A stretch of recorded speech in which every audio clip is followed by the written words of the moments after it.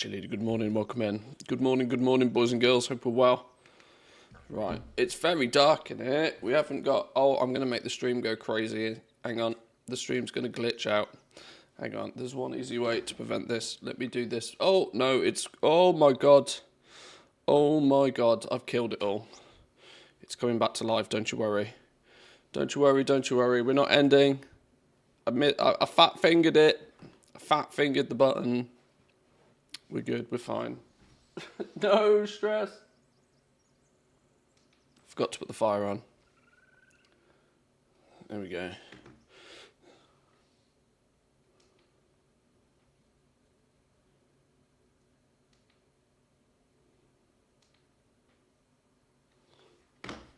Alrighty. Good morning, good morning. They've caved. Blizzard have caved. Who would have thought it, right? Blizzard have caved. They've jacked up the item level of this freebie ring, the Siren Idol ring. They've jacked it up all the way to item level 658 in desperate measures to try and make somebody come and play this patch. At least they've done this before it went live, and this wasn't some like tragic hotfix in the run up to it. But I want to look at details. Give me details though. Let me see details. I spotted it, but I haven't looked into it. Where's it gone? Oh my lord, 8 hours of scheduled maintenance? Oh, Team NA. Team NA, poor Team NA. Oh lord. The gems for the circlet are now uwu. Okay.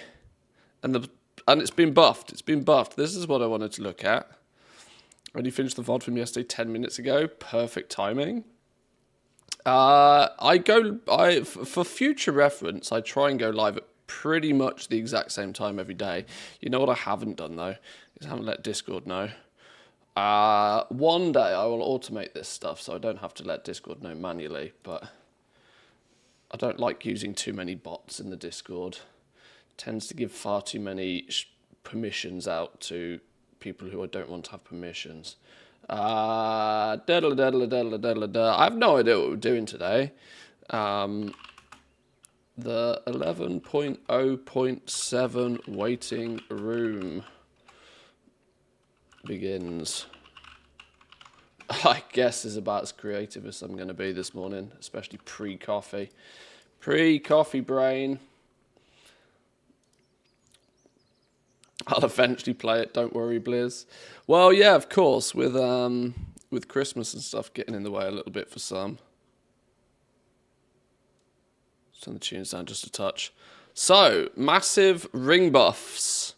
Somebody has buffed your ring. When 11.07 goes live this week, the Siren Isle Circlet Ring will be significantly stronger than it was on the PTR. This is probably because everybody that had the opportunity to look at on the PTR basically turned around and said it's fucking pointless. It's now going to start at item level 639, and when fully upgraded will reach 658. This is interesting. This is very interesting because this means, one, everybody wants it. And I mean absolutely everybody. Two, it's likely going to be quite powerful way into Season 2 for most players. Now, of course, if you are... I think 658 is going to be on par with, I want to say, Heroic in Season 2. It feels like that's going to be Heroic level gear in Season 2. Meaning that pretty much everybody is going to have this ring, and only a select handful of the player base will ever really change it. So yeah, this means absolutely everybody is going to want it. The goal here is to make the ring a clear choice for the remainder of Season 1, as well as keeping it relevant in Season 2. Oh, there we go, where it should complete with Heroic Raid gear and be replaced by drops in the Mythic Raid and High Mythic Plus dungeons. In other words, most people are going to keep this ring for the majority of Season 2. I know I probably will. There's not much chance of me getting anything higher than a 658 ring in Season 2 without some miracle happening. So yeah, this also means that ring enchants, boom. Ring enchants go boom. If you've got your enchanters who are currently spec'd into doing something, maybe get them spec'd into ring enchants, as there's a possibility that they might become remarkably popular in the next couple of weeks. This may require us to make tuning adjustments to specific gems later so that we can avoid unintended power spikes. And we may want to buff the weaker gems as well. Nonetheless, we're focused on the item level of the ring as our guide for its performance. To be clear, we do not have specific plans to diminish the ring's overall power later, but we will make adjustments as needed to ensure that it remains comparable to other rings of a similar item level in Season 2. Ooh, spicy meatball. Okay, this is this still doesn't mean that you have to actually go play this patch if you don't want to, by the way. Just to clarify that, there's still going to be 6 weeks of time gating before you get it to this level anyway. So come back in January and you'll be absolutely good to probably get it in one go in a week. GG, well played. But they clearly caved to feedback saying that the entire ring and the zone in general was feeling kind of pointless. Well, you know what people do chase more than anything else? They chase gear. So here's the solution. Jack up the item level. What giggity? 69 comments. Massive dub. Full body cringe. Neat big dub. Massive L bozo blizz. Thanks for... What is going on here? Love it. Big dub. Borrowed power incoming. Literally all gear is borrowed power if you're looking at it that way. Big dub. If having people farm the ring was the goal, sounds like it's the goal. Now we just need to know if it's actually best in slot for PvP with 75% PvP nerfs. Time will tell. Just need the loot roulette to end for my last 2 slots of the vaults. Nothing we didn't expect, those buffs to the ring after all of the complaining about how bad it is. They also say they won't nerf it too much in Season 1. Be 101% sure they're going to nerf it before the world first, to be no more than stamina gains for the progress. Not often do I agree with spicy takes on Wowhead, but that's probably true. Maybe Blizz buffed it so people will actually engage with the content. No shit, Sherlock. If it would have stayed with its current iteration, I would have probably not wasted time to get what is needed for it, since it's just an Onyx Annual at 2.0. Either way, Blizz accomplished their goal. Well played. Yeah, generally, it's fine, right? Generally, it's fine. There's going to be a catch-up as well, so in 6 weeks, you can probably just go fresh and go get it straight away. Yeah, this is my thought, right? Like, there's you're probably going to be able to rock up in a month or so's time and just get it done. Like it's going to be no biggie, but it is going to be something that you're going to want to do. Weirdly, you're probably going to want to do it on a bunch of your alts as well, because the reality is it's free and easy. Sure, a tiny little bit of effort, but significantly less effort than I imagine getting any other heroic piece of gear will be. Slap on your alts, GG. Let's then...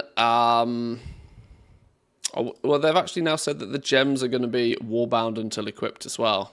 This might make things a touch easier for your alts.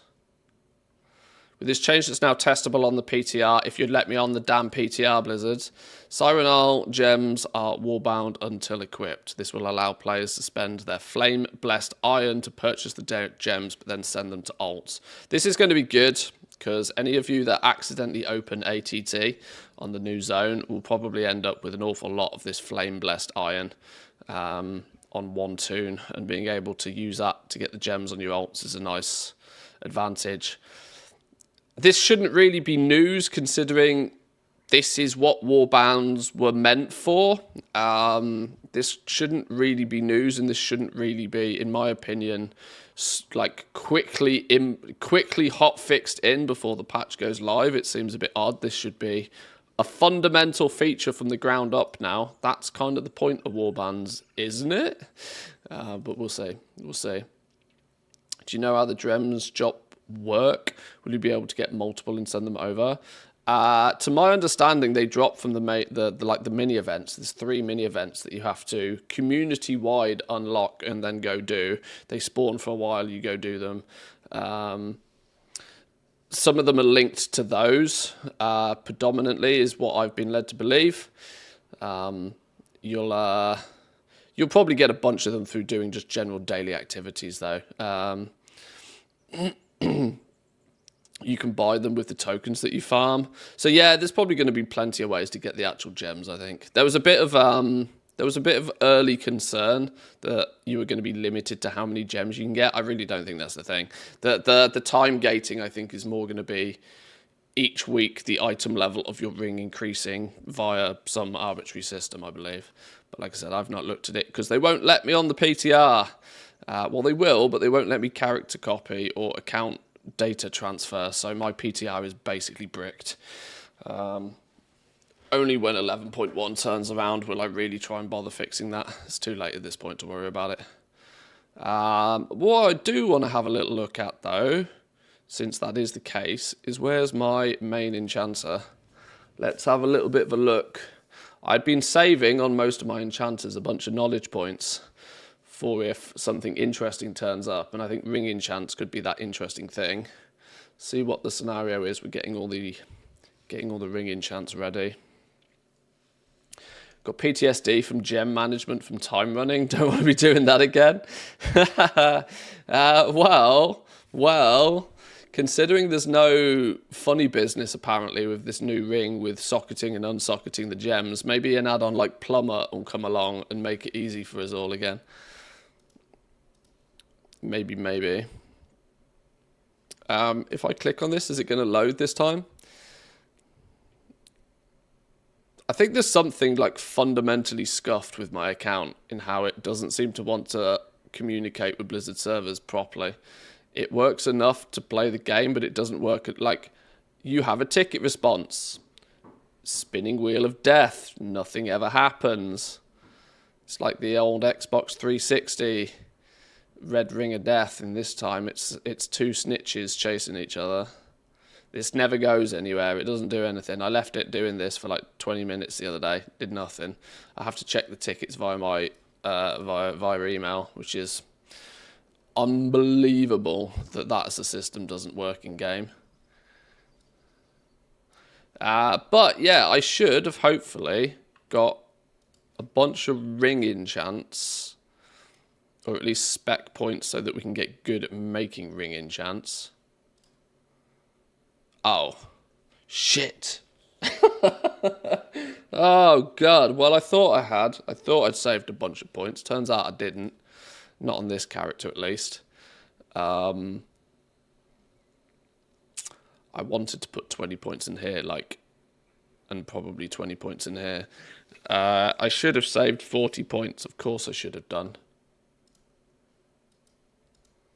Well, my main enchanter's a bit scuffed then. Luckily, I have plenty of them. You are feeling very sleepy. Quick steal is gold. Yeah, probably. Welcome in, Woo. Good morning. Either way, the recipe acquisition is probably a more important thing. Radiant Mastery, where did this come from? This is an auction house business. They're both auction house businesses, apparently.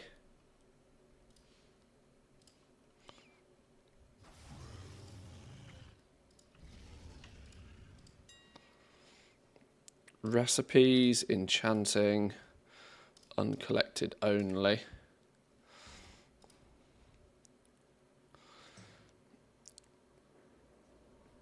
Critical strike enchants. What's the odds I need this on about 20 characters?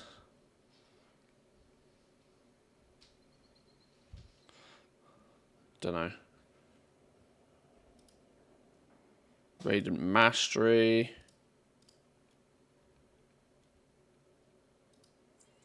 Not overly expensive. Critical Strike. Cursed Critical Strike is one of the worst sellers, by the way.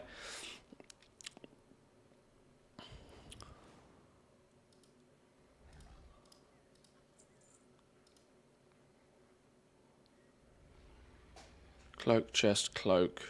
Wow, that one's expensive. Burrowing Rapidly. Jesus. Storm Rider's Agility. Okay.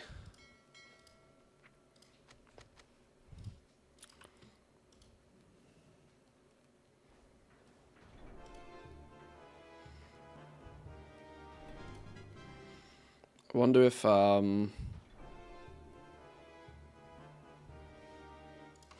let me not be on this enchanter real quick. Let me be on an enchanter that's sort of more on a level with what a concentration ult is. Let's do a small investigation just to see if I'm in a reasonable position to make ring enchants on my concentration ults even. My main enchanter doesn't really matter for this purpose. Although it would have been nice to get my main enchanter able to mass produce them if needed, but this dude is more than likely going to be missing a huge amount of the enchants in the first place. Gives me a better understanding of where they all come from.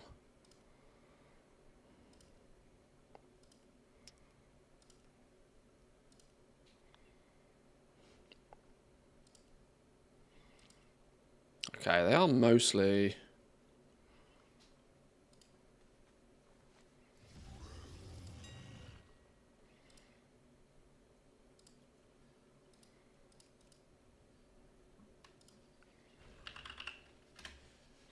There's 1, 2, 3, 4, 5, 6, 7 that on most of my characters I'm probably not going to have.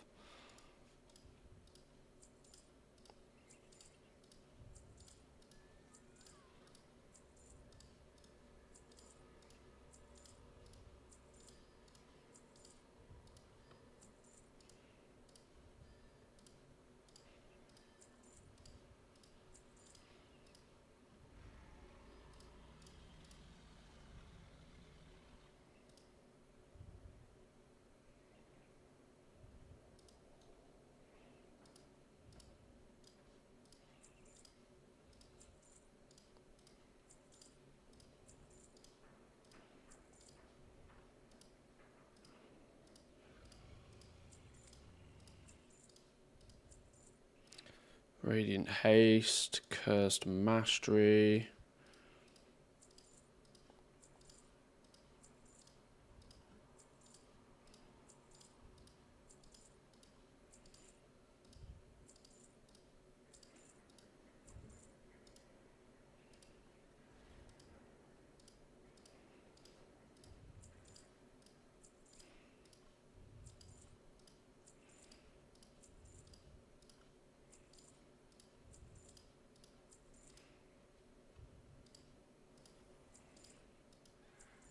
Verse. I think I've just done Mastery, haven't I? I don't know.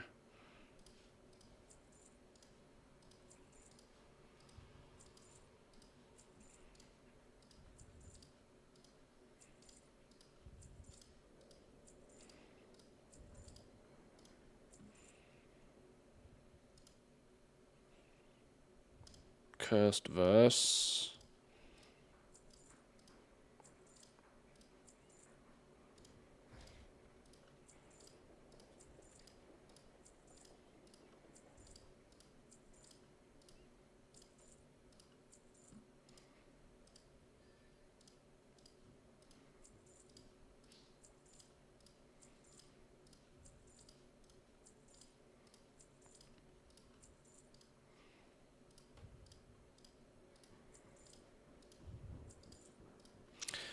Okay. I think that's most of them, wasn't it? I don't know. Let's see. 1, 2, 3, 4, 5, 6, 7 different variations. Oh, they don't stack? Why don't they stack? Okay.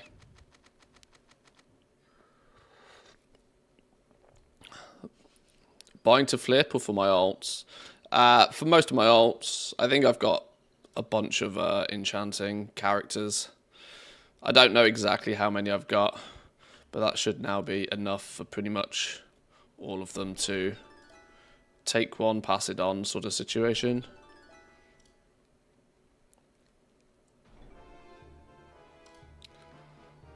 They're not exactly expensive enough for me to be too concerned.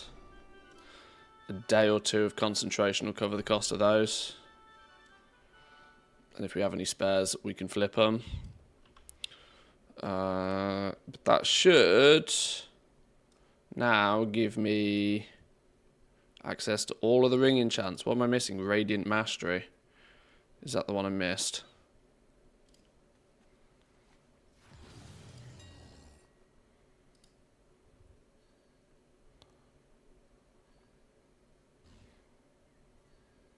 No, I've got 10 of them in my bags.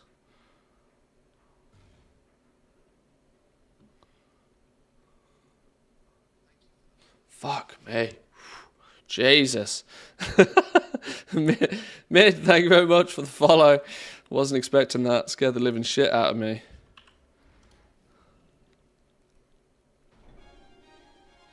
I had it in my bags anyway. Right, that's now at least all of the ring enchants learnt. Meaning whichever one pops off, if any of them pop off, at least I've got access to them. And I've got some spares. Let's take a little bit of a look and see what it needs to min-max them. I'm going to make some assumptions here that it's just the 2 accessories one.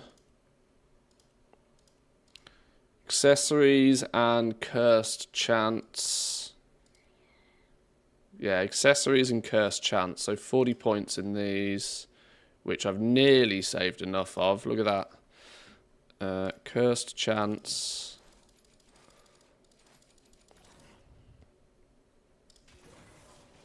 And accessories. So there's a strong chance I can cap those 2 nodes on all of my enchanters as well. I mean, the reality is even on this dude, if I was to... I've got 83 Shimmering Dust lying around. It's not like I can't go and do something about it if I really want to get it capped.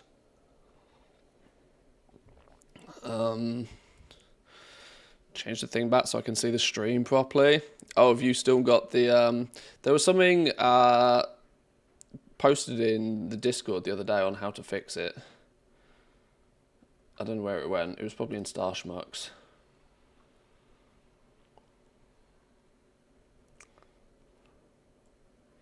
You can edit something in your cookies. I'm going to be honest, I don't know how to do it though. Luckily, my Twitch is not broken. I was clearly not important enough to be given the beta update version. I can't imagine they'll roll it out after the feedback it's had though.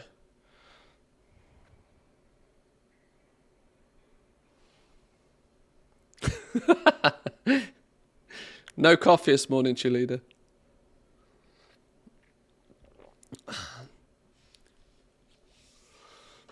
Sold 2 of the Pummeler mounts on the same day on Taryn Mill the other day. I think people are Christmas shopping. Made my day. Holy, 2 in a day. Fair play. Nice. The _young_Cryax says, "Hey Stanley, how are you doing today?"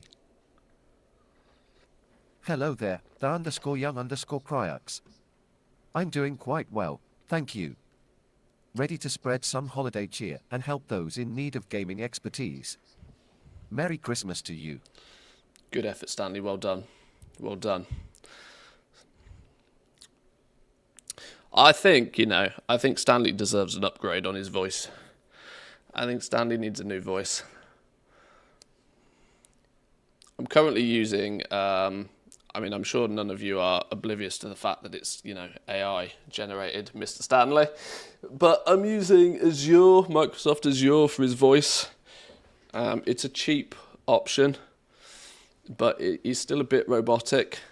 I could find on Elven Labs probably a much more sophisticated voice for him. It cost a little bit more, but I think Stanley's worth it. Maybe we upgrade Stanley for Christmas. Although, if we change his voice so he's not so robotic, maybe it won't be him anymore. Maybe he'll lose his personality. Hey Stanley, how do you feel about having a new voice for Christmas?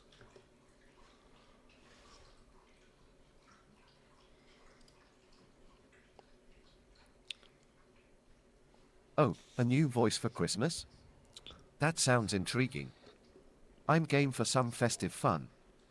Just remember, even with a new voice, I'm still the gaming expert. Merry Christmas. Fair point. Fair point. Fair point.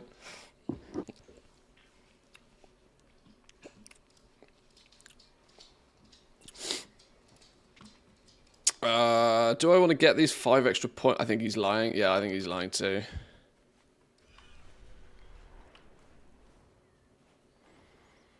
I need to put these enchants in the bank. I have an extended supply of goods for outlanders.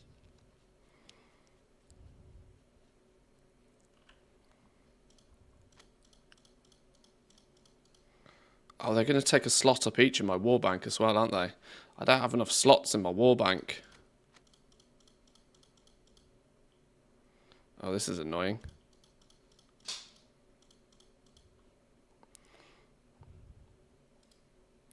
Oh,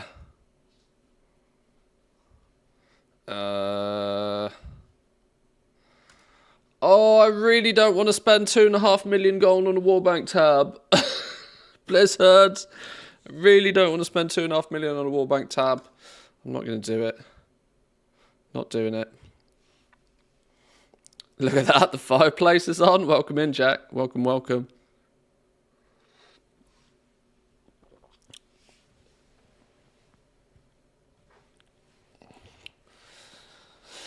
Mail them all your characters on what? Yeah, I know. It's just more annoying to have to mail them all. It's easier to put them all in one spot and let them pick them out. Just do it. You know you'll do it eventually anyway. My poor gold total's getting a battering recently. Stupid Rumble. Stupid Rumble. I must admit, I haven't spent too much on Rumble, but I did cash out a few tokens the other day.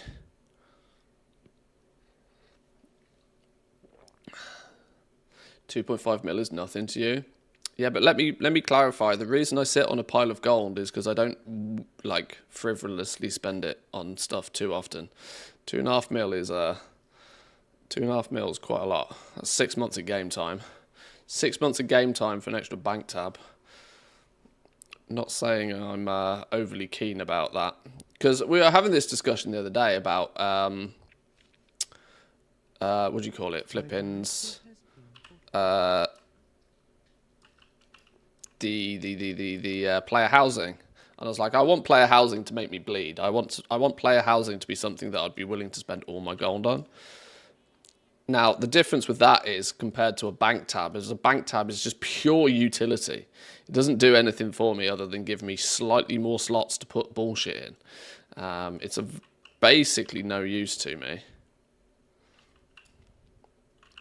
And it's a non-interesting thing. This is the bigger critique. It's not really interesting. I don't really care about it. That's the thing.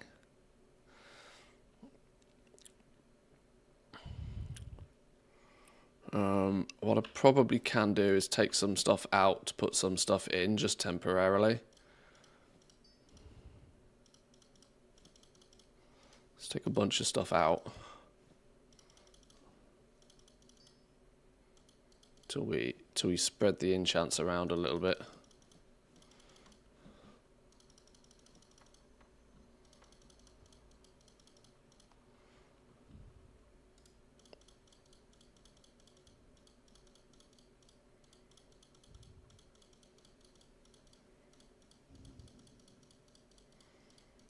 Is that enough slots? Clearly not. few more things out.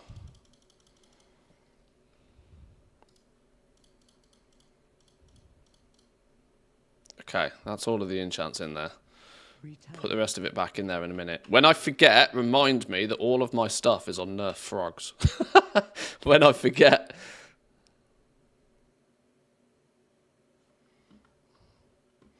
Right.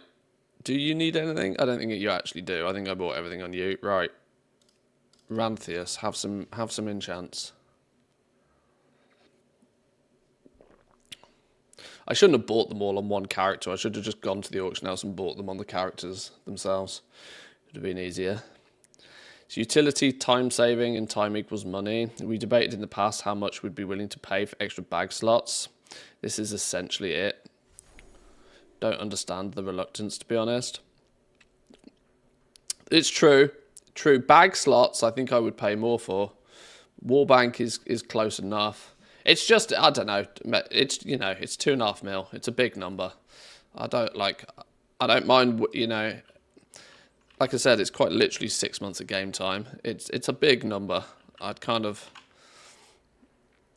maybe I'm just naturally reluctant because it's a big number in one go. There is human psychology behind this, right? Why do you think everybody offers you monthly subscriptions on shit?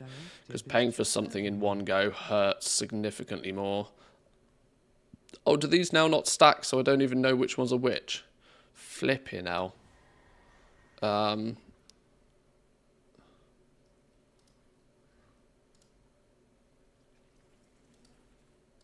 thanks for your patronage. Oh, Lord. Okay.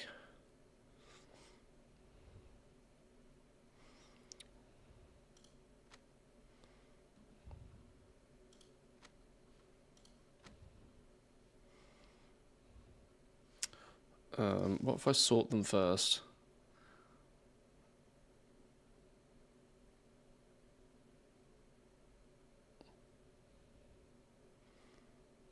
No, Blizzard in their infinite wisdom is giving them all the same. Crit. Mastery. Verse.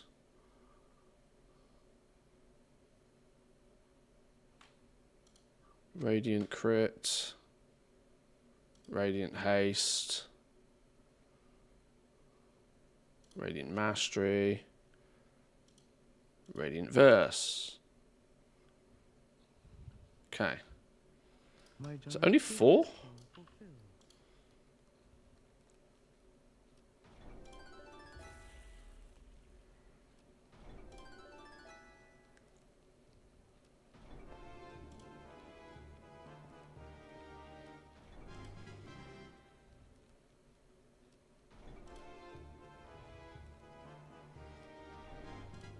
Should have done this ages ago, to be honest, but now that there's a tangible need for it.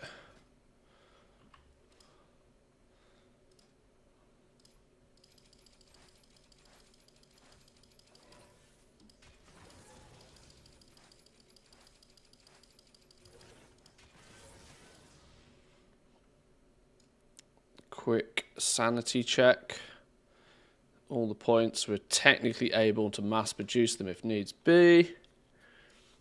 Missing any? No. Right, you're good then. You're good. Next.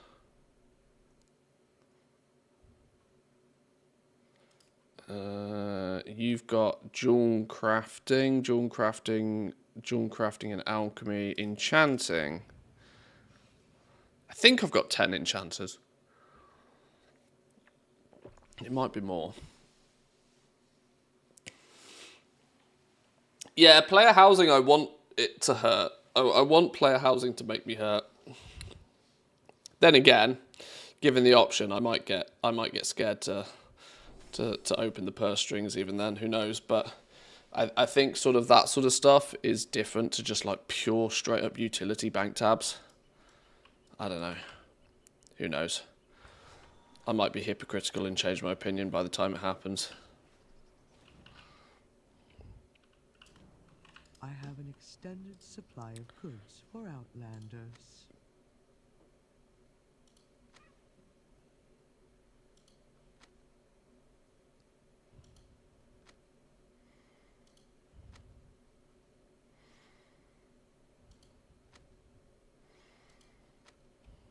Return and peruse my inventory. See if that's all of them.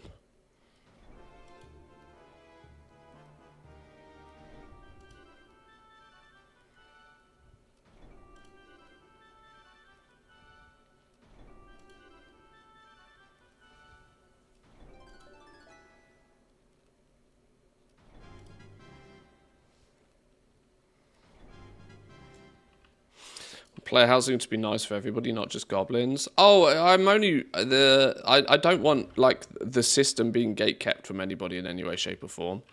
I'm more talking about, you know, when you will clearly and obviously be able to at some point, you know, buy recolors of random things to put in your house. You know, you could have a golden toilet, for example, entirely pointless. But if you're a goblin, you're going to want it. And if you're not a goblin, it doesn't matter because you might not want it.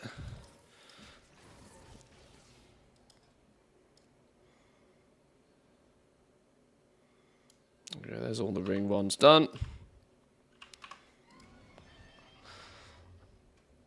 I have a horrible feeling I might have capped on concentration as well again. It comes around too quickly, this, you know. I think it's time to start petitioning for concentration to stack up to more than 1,000.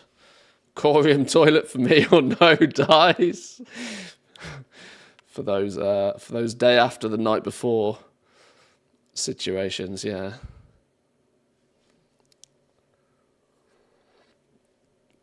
When yesterday's curry hits just right.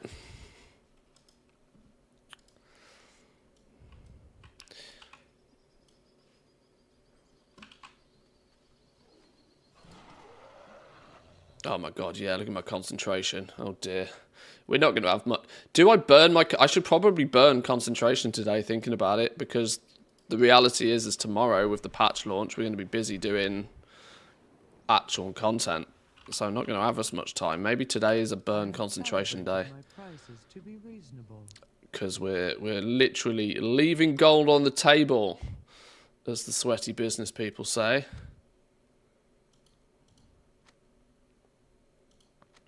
By not using it, having it capped out.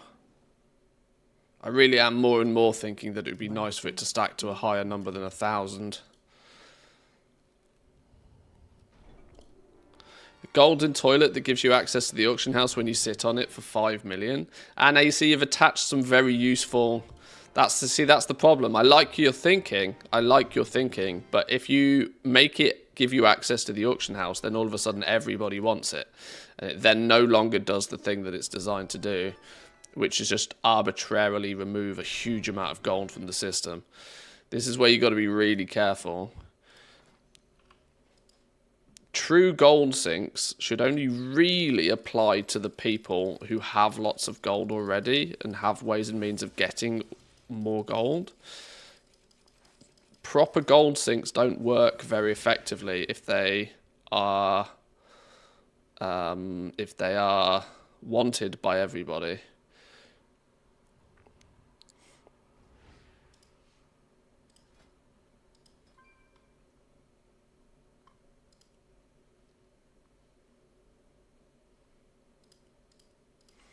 Yeah, okay.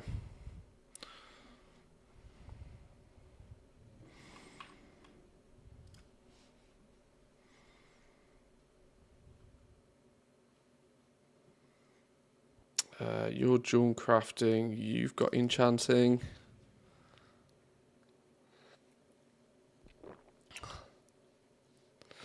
Need to go farm some old mats in case we do get a new profession. Some sort of furniture crafting, I think, would be quite cool. We've seen equivalents in other games, carpentry or woodworking or something along those lines.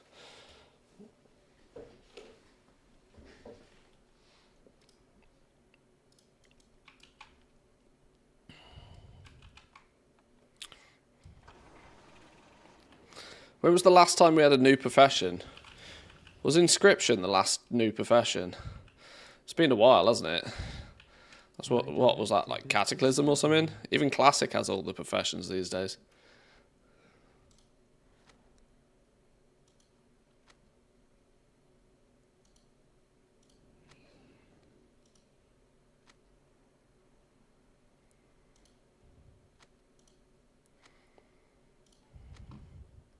Return and peruse my inventory again.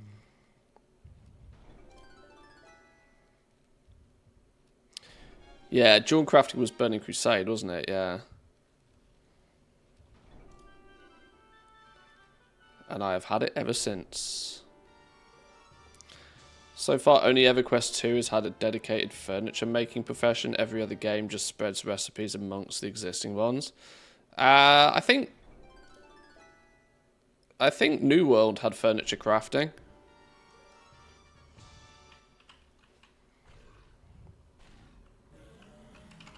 Although I haven't played New World since it first launched.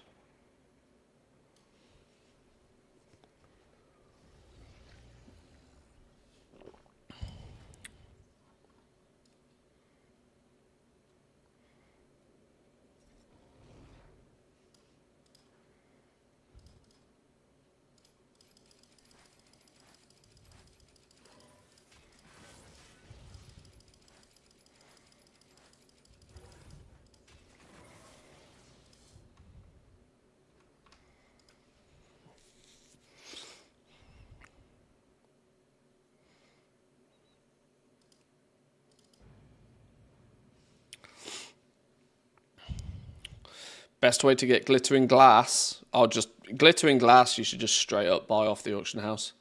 There's it's a byproduct with prospecting. It basically gets given away for free now. I wouldn't even recommend prospecting for it because then you've got to deal with everything else.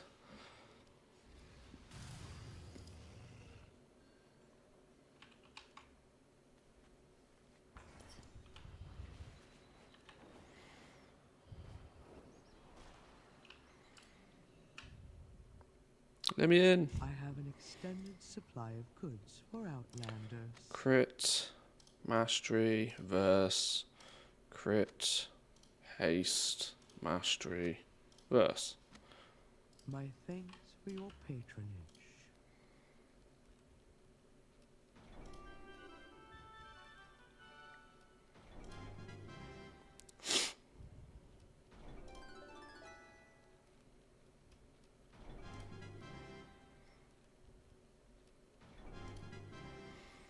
I think on average I probably paid about 1,000 gold per enchant here recipe. So let's just call it an average 7k per toon.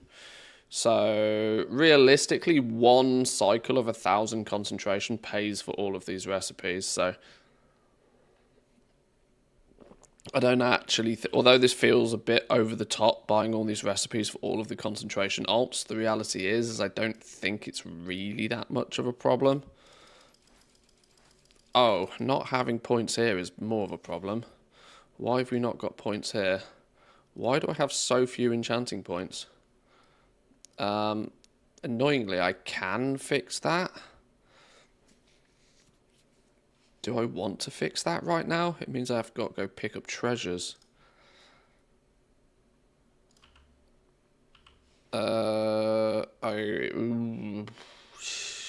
Yeah, I do want to fix that a little bit. If I'm going to do it, do I do it properly? That's the question. Let's see how quickly we can get a powdered and a crystalline treasure.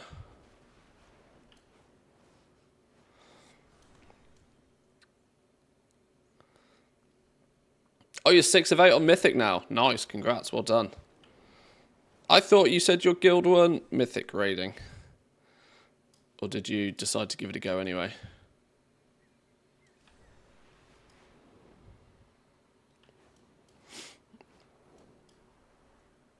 Oh, there's a treasure. Wait, 18 gold for glittering glass? Something about that doesn't sound right.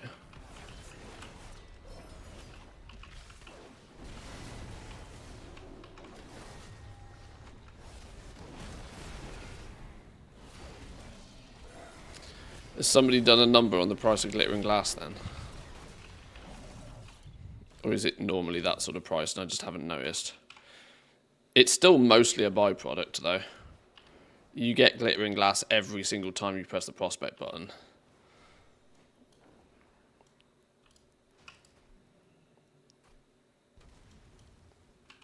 Oh, I don't want to defend the big bag. It takes too long.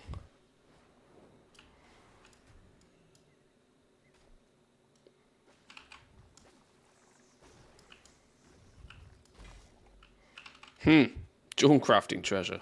It's not the one we wanted. Treasures are plenty though this morning. How did he have damage when he came out the floor? Oh, ringing deeps ingot. That's still 600 gold.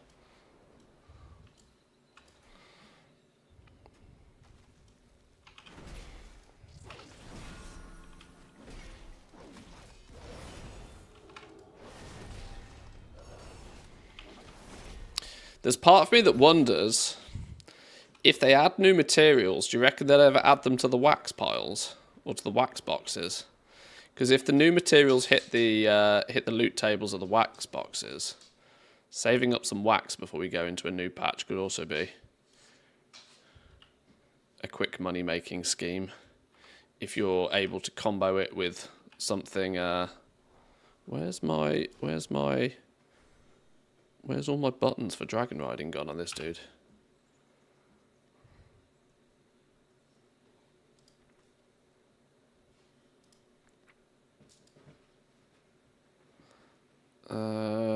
Which is the one that gives you 1 vigor? It's that one, isn't it? Yeah, there we go.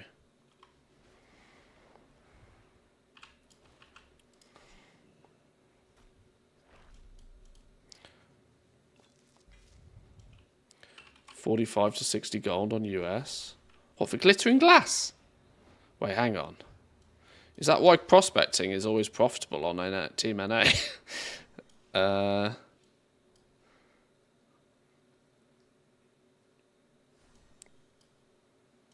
I haven't done any prospecting for a little while, so my knowledge is probably a touch out of date. I was somewhat convinced that since the prospecting changes, pebbles and glass were basically free. Maybe stockpiling's already begun. Maybe people are already having their way with the prices. Or maybe there's something I'm missing. Equally possible.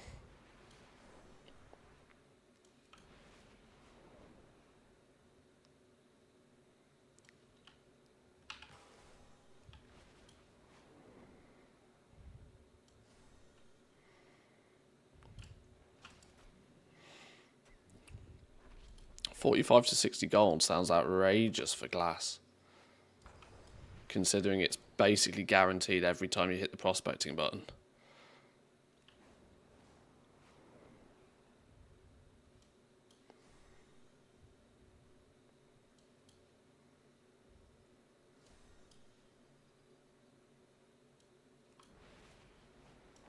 There's one.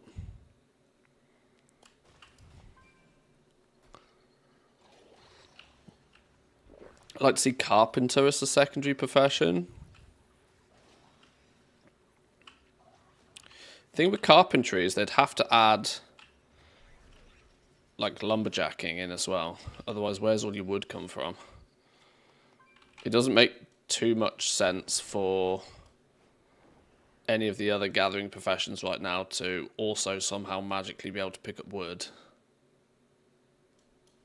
Unless you made... You'd at the very least have to adjust one of the others.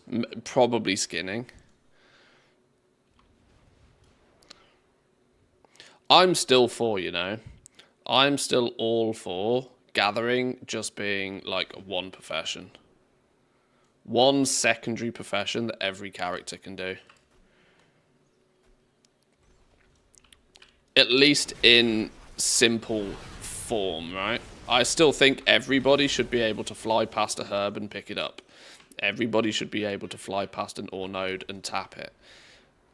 There is still the possibility that if you are dedicated and want to spend hours of your day flying around doing just that, that you could take herbalism or mining as like main professions, where you'd then be able to skill into them and get better returns or whatever.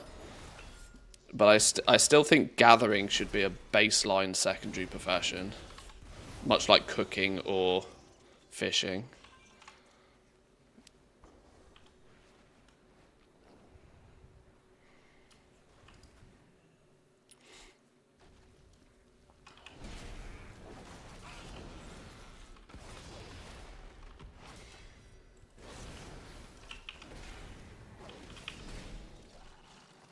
One more treasure to get.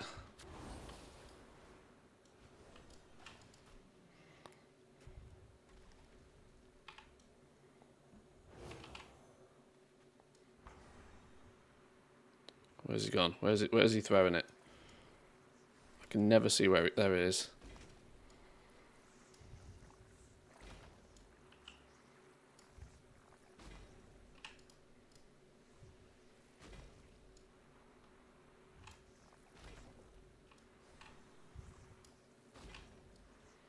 Come on, give me a stupid game. 22 glittering glass for prospecting, 170 Kyrite Q2, and 110 Iron Claw Q2. So 280 got you 22.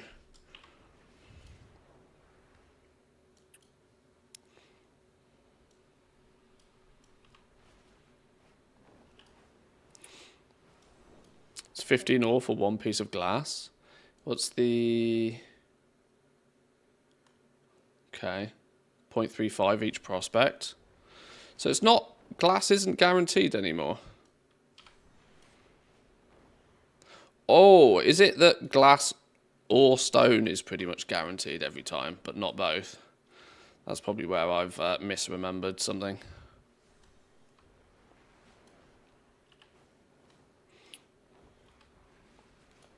Oh, it's pebbles that are guaranteed. Oh, okay.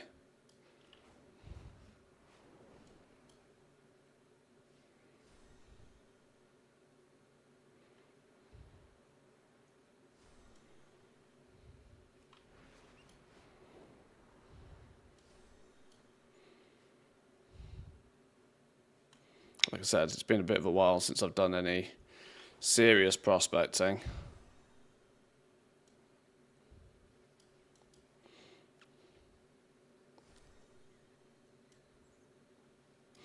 Decided yesterday in an effort to bring down the amount of auctions, I have to disenchant all the gear that would post for less than 1k on the auction house. Went from 2.5k to 1.8k auctions. It's a smart move. As your inventory grows, you do want to trim the fat, and you probably want to start focusing less and less on arguably the stuff that isn't worth posting anymore.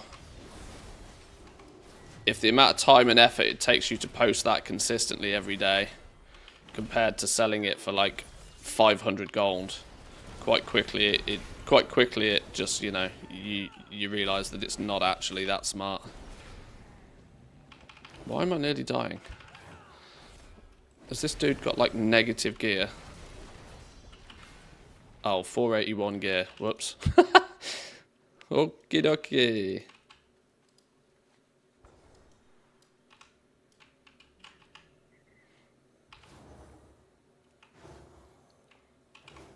Yeah, the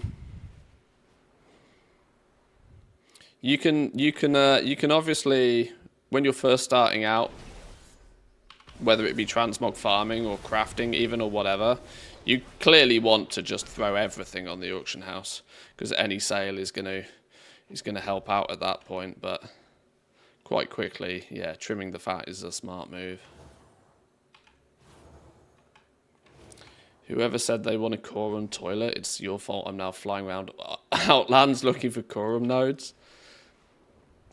It's not something I've ever done, but it was quite popular to put Corium raids together. Because Corium, or was that Titanium? Or maybe both. Maybe it works with both. Because it's considered a rare version of a normal node, you want to be picking up all of the normal nodes as well. And if you... I know people like Student in the past have put like raids together. Up to 8 people in a raid. And then when one person finds the special node, everybody comes and taps it.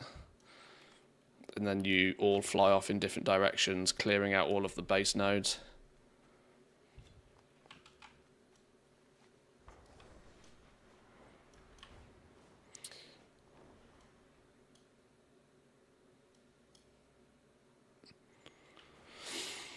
I'm not sure if that was sort of pre-region-wide auction house sort of gameplay loop though, Because of course these days, if everybody in that raid is then going to be posting and trying to sell it against everybody else in that raid. It's kind of catch-22 with that sort of stuff.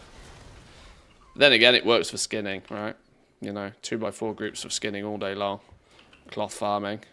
You're all posting against each other at the end of the day, but maybe on a current expansion material, it's not a problem, but because it sells so fast anyway.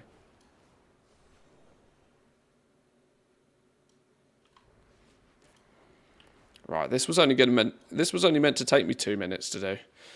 It's now starting to take too long. I accidentally picked up the jewel crafting treasures first. Not that I have any control over it, but you know what I mean.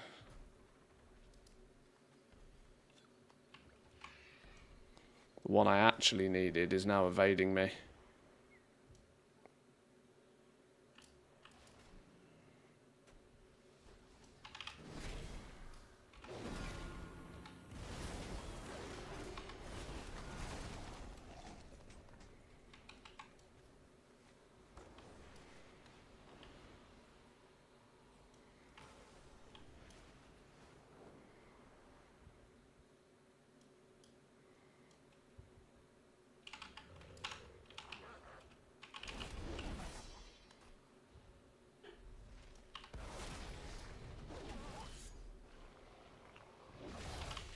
Oh, damn.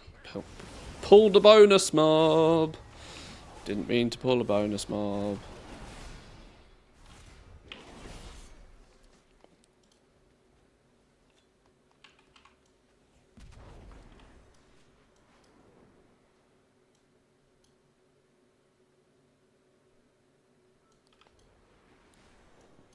Classic jam.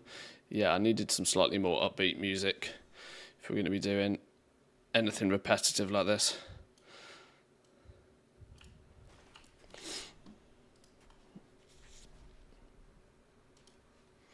I don't have my where's my little Spotify thing Adrestia gone? says, did you miss me while you were out and about traveling the world in 80 days? Oh, I did indeed miss you, my dear Adrestia. My gaming adventures are incomplete without your presence. Let's conquer the virtual world together. Fucking Merry hell, Christmas. Stanley. What a flirt. What a flirt. Stanley got mad riz.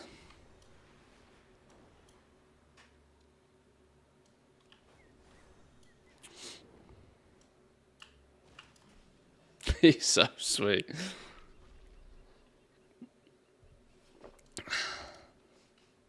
Notice how he didn't even tell you to sub with a Twitch Prime. Stanley's changed. He's a different man.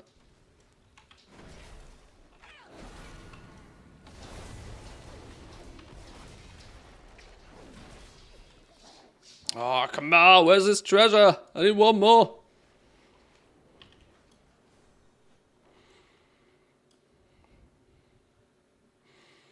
The reality is even after doing this, I've got 90 flipping Dark Moon cards I need to flip. Oh, well, we're not pissing around with big treasure bags. They take too long.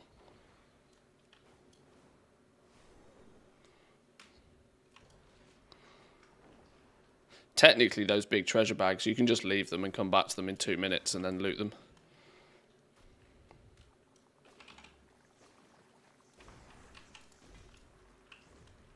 Missed. Do you have the achievement yet to gather wax in all 4 regions?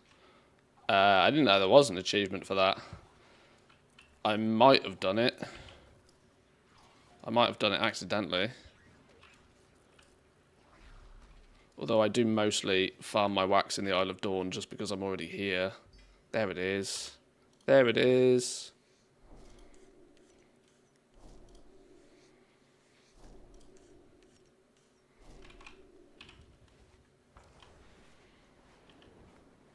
Oh, and then there's three piles here. We can't just leave them on the ground. It's free wax.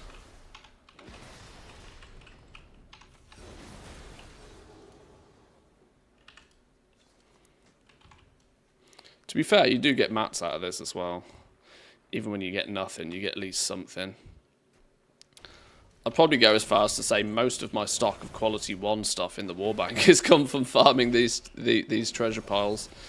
Not that I try and do it too often, but whenever I do, you end up with a small bag of goodies.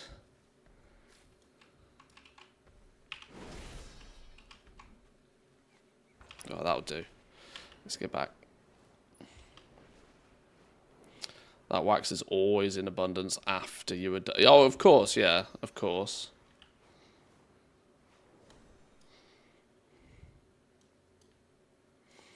I should have, hopefully, a bunch of Dark Moon cards still in the war bank. Oh, please don't tell me I took out like 1, 2, 3, 4, 5, 6, 7, 8. Okay, I was half worried on my mini spring clean of random stuff. I accidentally took out a card, but we're good. We're good. Let's 96 cards. Technically, I need to break down now. I don't actually need to.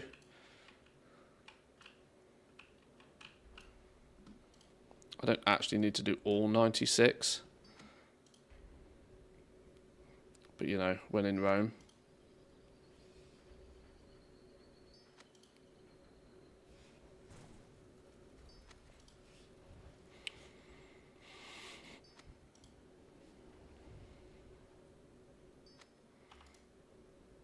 Alright, that should be at least the weekly stuff.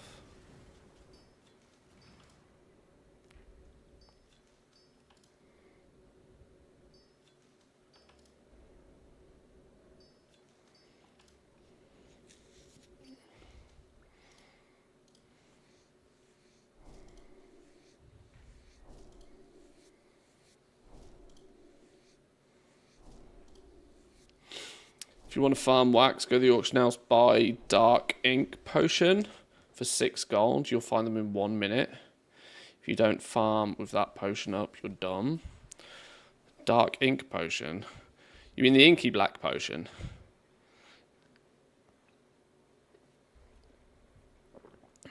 Is that the one that makes it nighttime? So that the purple... Is that just so the purple outlines stand out clearer? Okay.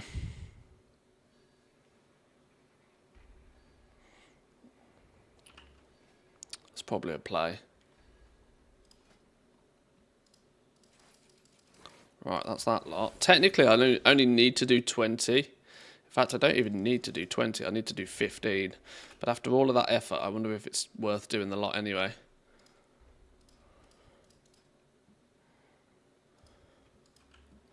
Don't know. Waste of cards, really. Unless we really need them.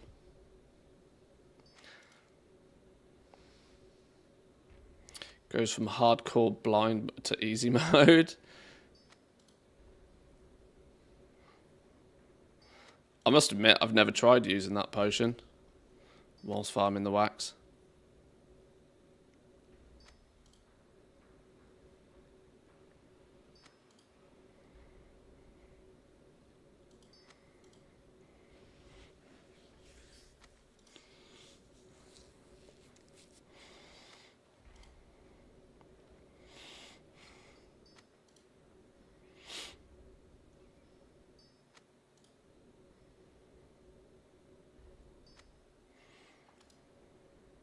Let's check we do actually get... Yeah, there we go, shimmering dust. It does work. Good.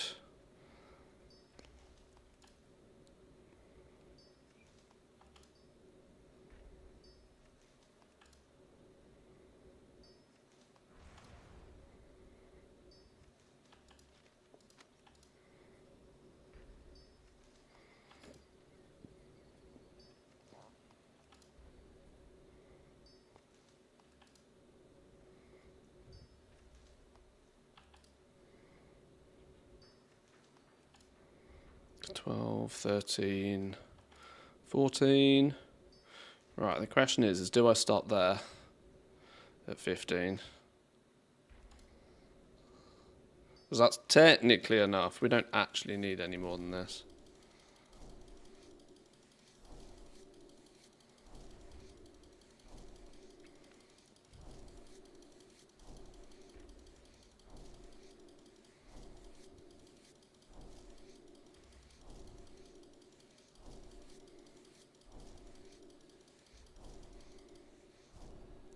double check I did my numbers right. Another 15 in there. Yeah, so that's technically everything there. 75 knowledge point. You see, the silly thing is because the process of realizing these shimmering dusts is quite easy and straightforward. You can almost kind of have these as like, oh, these are just in the bank. You just can't access them yet. Like you just got to go do a bit to get them. Like it's a real kiss curse with enchanting.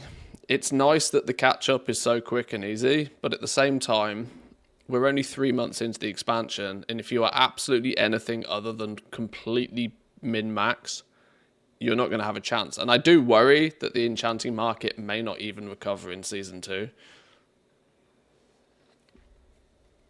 Without some goblins doing some serious goblin things, resetting markets and artificially inflating prices and the likes, because concentration crafted items is going to be so dominant with enchanting with how easy it is.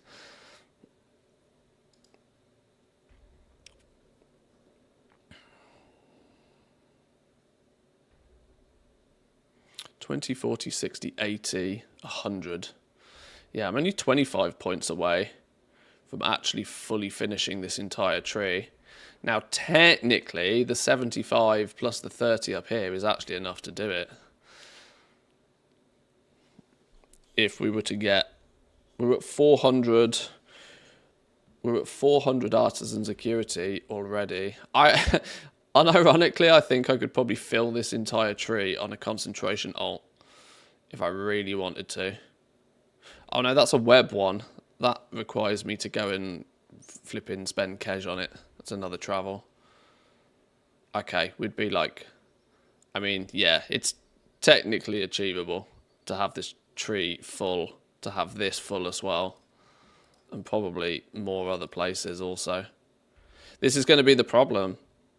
People are going to be filling their enchanting trees and everybody's just going to have maxed enchanters. And the market will be so saturated.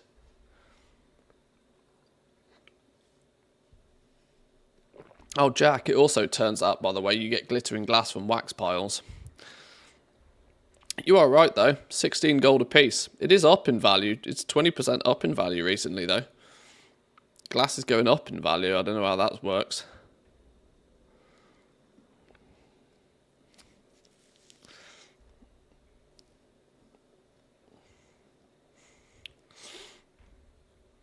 Well, the only mats I've got in my bags have come from doing those wax pile farms. So some Q1 stuff and some basic glass. Glass is clearly on the loot table, if anything.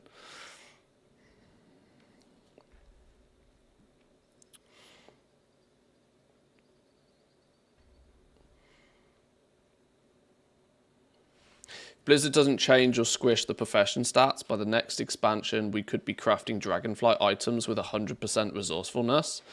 That would be funny to see. I mean, that's not funny at that point, is it? That's broken. Because, yeah, taking your midnight tools all the way back into Dragonflight. I mean, Dragonflight herbing and mining is already a bit broken right now. I know weirdly, not many people have spoken about this. Not that I've looked, to be honest, but if anybody wants a free video idea and happens to have a well-geared War Within herber miner who also was well-geared in Dragonflight, just out of curiosity, put your Dragonflight mining tools on and go back and do some mining in the Dragon Isles. And you'll see some outrageous results.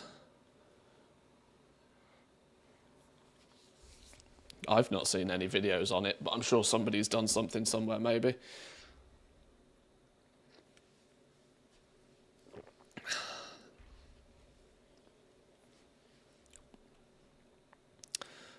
I'm going to save this for another day. I've got plenty I need to do today anyway. Character I had in Dragonflight Gathering has the other professions now, so yeah. So yeah, I'm in a similar position. My Dragonflight Gatherer is not my War Within Gatherer, so I can't easily easily. I mean, I could. The theory is I could bring my Dragonflight Gatherer and do the catch up in the War Within, but in all honesty, I can't be bothered, My prices to be since I would only be doing it for a video anyway. But it's I would imagine there's a lot of gatherers out there who, you know, they hardcore gather. They don't really play with the other professions anyway. They've probably had herbalism and mining for ages. I'm sure some of those guys are well equipped to make absolutely silly things happen in Dragonflight right now and probably don't even realise. Or even if they realise, there might also be the assumption that, well, why would anybody want Dragonflight materials? Not realising that Dragonflight ore is almost as valuable as the War Within ore. In fact, it's probably more valuable in some regards right now. Whereas,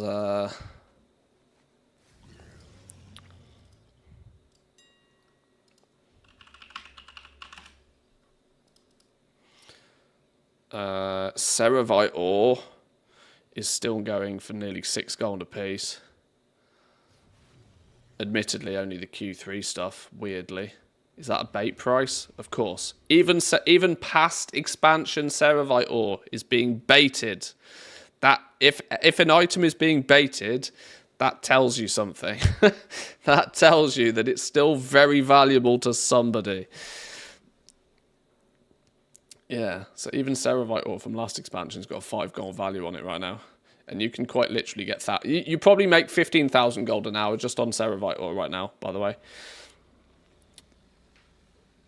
If you've got a good setup gatherer.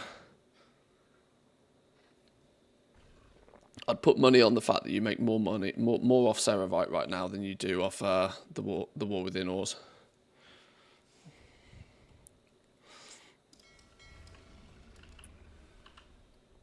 Anyway, I'll leave you with that top tip as I log on to the next tune.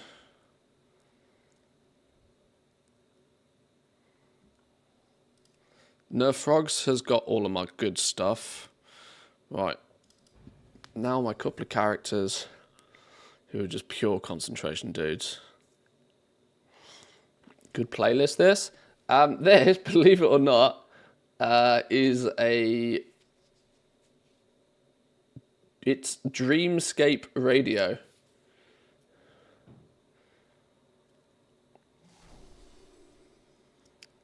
But you are right. It's pulled a few bangers out of the closet. Mostly, I just find a track that I like on Spotify and tell it to make a radio station out of it. That's pretty much how my playlists go most of the time. Sometimes they're complete trash, but this one's a banger.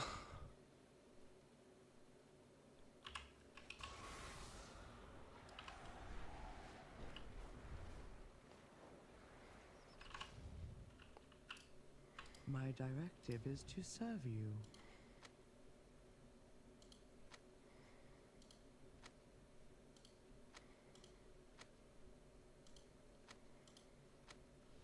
My thanks for your patronage. Oh, already known. Okay, I wasn't expecting that.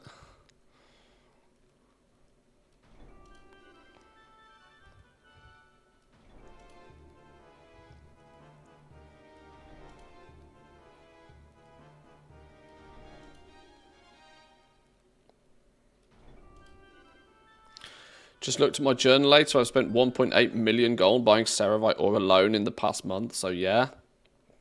See? See? To be reasonable. If you know, you know. Transing Mount. Sorry.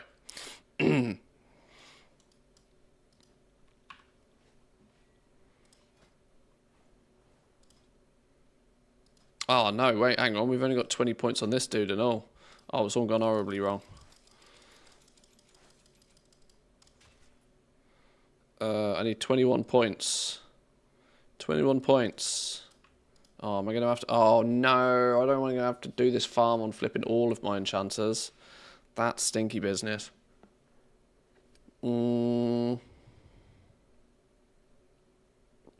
Remember tomorrow, new ring. Do not waste concentration on other enchants. Everything I'm doing right now is setting up all of my enchanters for ring enchants. That's literally all I'm doing. I'm probably going to craft enchants today, which is a little bit problematic because it means I have to make an educated guess to what might be popular tomorrow. But we'll see. Maybe I'll save my enchanting crafters until tomorrow. Just use concentration on everything else. That'll set everything completely wackadoodle, but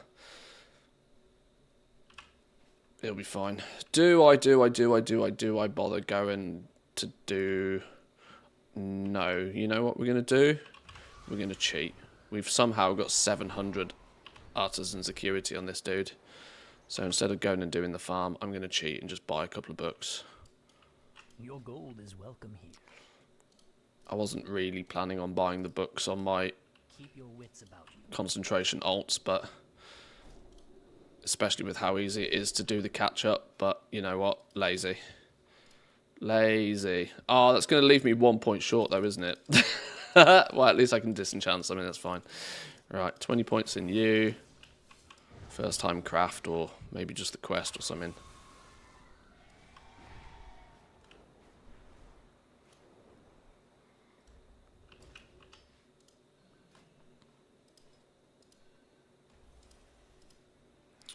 One of you.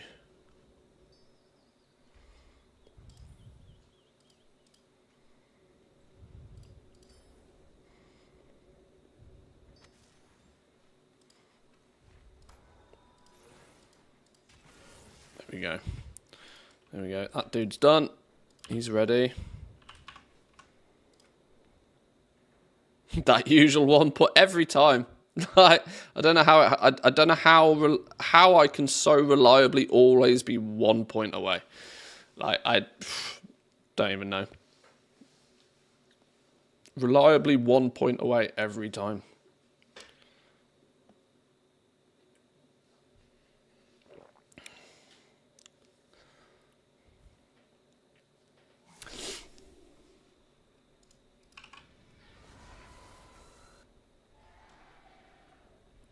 Frames, please. Give me frames. 20 FPS. Come on, game. We can do better than that.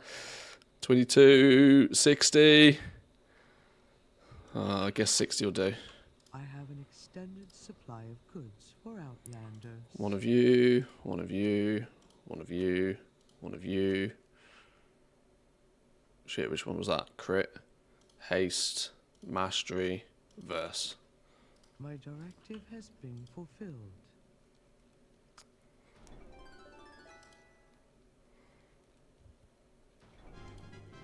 Ginny, how we doing? Welcome in. Good morning, good morning.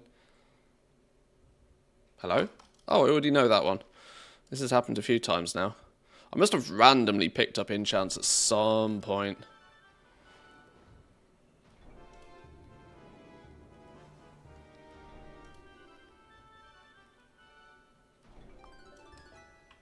Oh, I guess we can put that one back then. My prices to be reasonable. Ah, I might have ended up with more enchants than I actually needed. Oh well, what a shame. We'll just sell them back out. Flip them tomorrow. That one. 46 points. We've got enough on this dude. See? Told you saving some saving some knowledge points would be useful from time to time. Gotcha. Nice. Friend gave me a working 3D printer to replace my old curse one, so now I'm doing pretty good watching it successfully print multiple times. I've wanted to get a 3D printer. It's just a cool gadget that I'd like to play with, but it's quite an expensive toy. It's an amount of money on a toy that I'd rather put towards something else, if I'm honest. But 3D printers look cool, and it's kind of one of those things. I imagine that once you've got one, you find uses for it.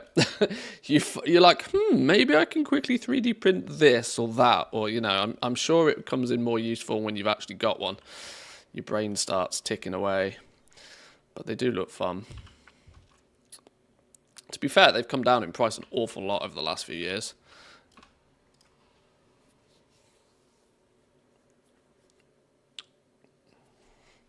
But then again, I guess if you get given one, you can't beat 3, can you?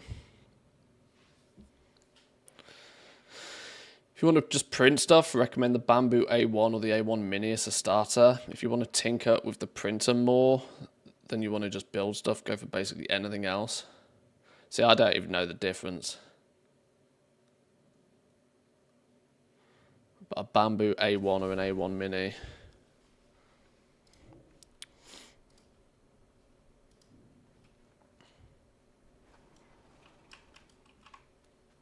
Was I right when I saw a combined warbank? How do you combine the warbank tabs? Oh, I use an add-on called Bagnator, I think it's called.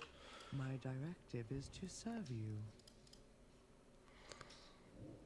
Is it called Bagnator? Yeah, Bagnator.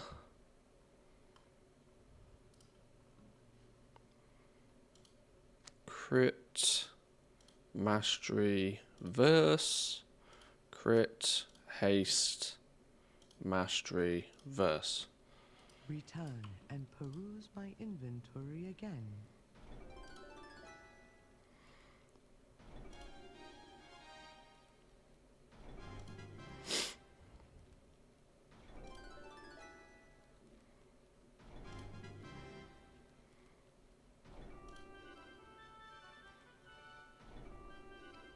Beautiful. Do we have knowledge points?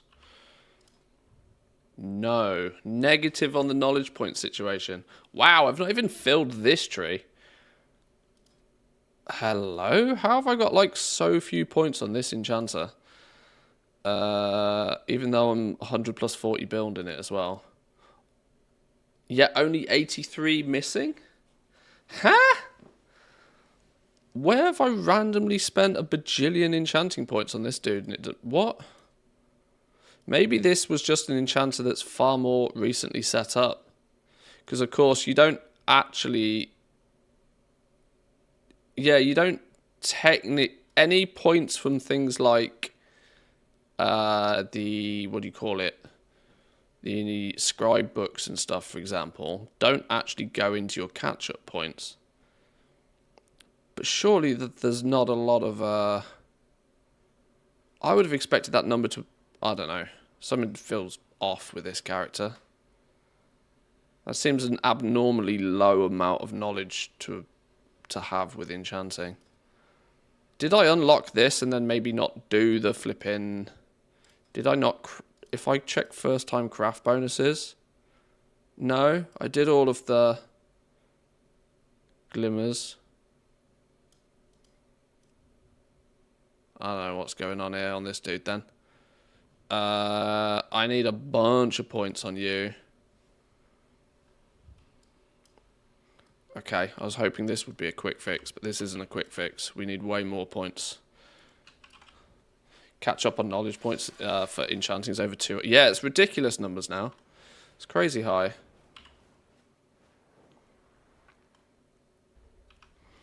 Right, let's go grab some treasures quickly then on this dude. Let's hope we don't get tailoring points.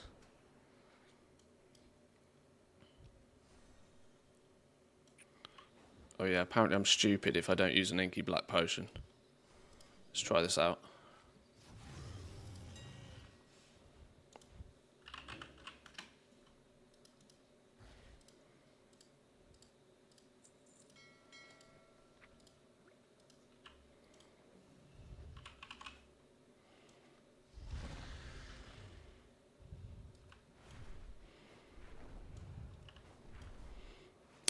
Probably not great for stream clarity.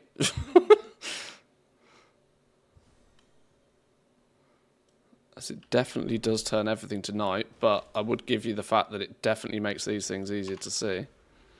Oh shit, I'm on a warlock. I have no idea what's going on here. Let's just press the buttons that the game tells me to press here. And hope for the best. I love how the cave was the brightest part of the screen. Yeah, yeah, it's just random. Oh, okay, there's another one. Oh, there's another one. Wasn't that the same one I just picked up?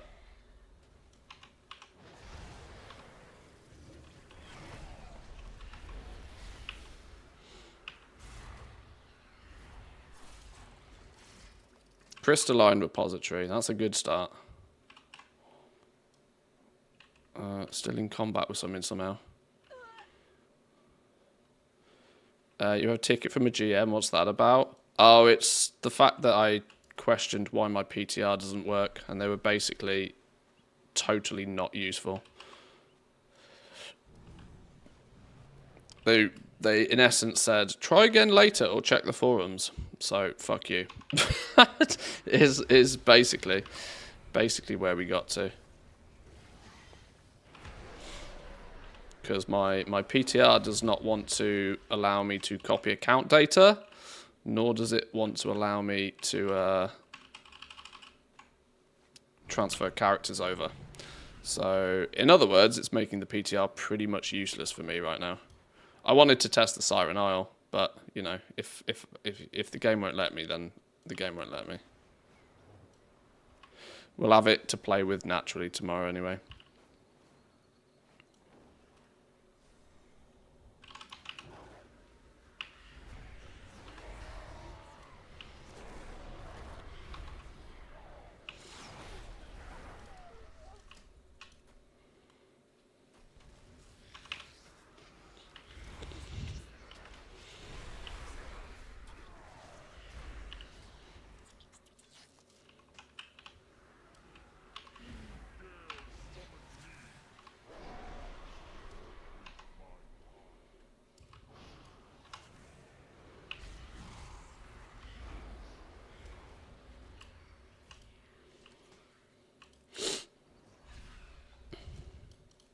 I installed voiceover mod with the War Within. It changes everything. I need to do the whole campaign again.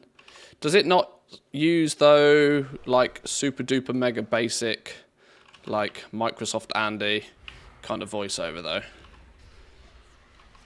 Or has it been updated with proper, I say proper, but more realistic AI generated voices? Because in Classic, it was incredible.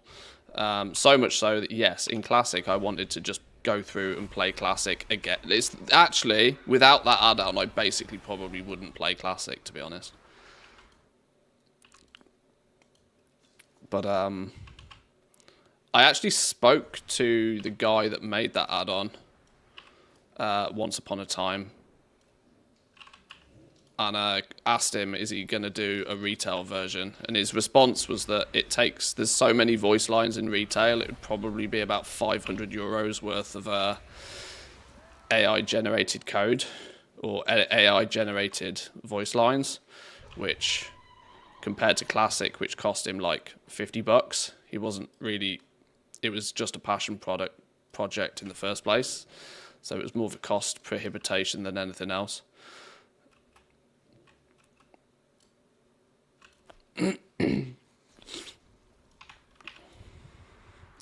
I also know from past experience, though, that he isn't the first person to try and do voiceovers for retail, and Blizzard are a little bit funny about voiceovers in retail, or at least they have been previously. Was it Bellular? I can't remember who it was. I think it was Bellular that did, or was developing an add-on to do exactly that, and it got shut down. It may or may not have been Bellular.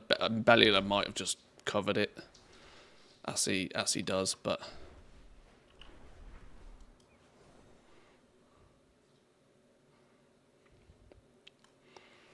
Bellular used humans. Wouldn't that be morally better, though? Like, because I know there's a lot of stigmatism about using AI for stuff like that. As people are of the belief that, you know, it's taking jobs away from real people, which is fair. I'm not about to get into that argument now, but surely if somebody was willing to go to the degree of finding real people to read and do the voice lines, that should be, you know, it's much like any other add-on. It's something that Blizzard then doesn't have to do. I think it was because they claimed it fell under, like, trademark infringement or something. It felt a lot like we're going to make a legal argument against this because we kind of don't want you showing us up, more than it was like we're actually protecting our IP here. It felt like a lawsuit waiting to happen for the sake of it. But doing it with AI is kind of like, well, are you really infringing on the copyright if you do it with AI? If it's clearly AI as well, but just for that extra level of immersion. It's so good in Classic, and they haven't shut it down in Classic. Didn't Bell do a video the other day talking about 2 add-ons? Like a quest, what was some quest window, and then also Plumber, doing like funky things with your loot window and stuff as well. You know, working towards a more immersive experience. If Blizzard won't do it themselves, add-on developers will do it for them, kind of thing. Dialogue UI and Plumber, were those the 2 add-ons, were they? I've kind of passively had Plumber since it gained popularity in 10.2, but I clearly either haven't updated it or haven't switched on a lot of the new stuff it has available.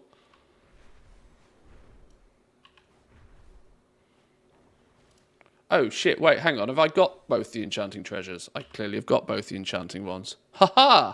I've had them for ages. Whoops.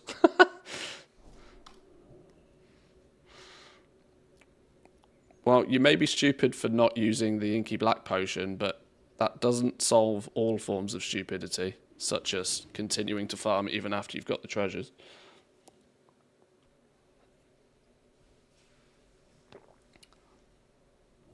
I bet we could scrape together 500 euros just from your followers from that. I mean, to be honest, I'd be almost willing to fund it myself anyway. Like, it's one of those that it make the game so much different that it would it'd be a really cool addition. I absolutely guarantee if we put it to crowdfund, it would happen within minutes.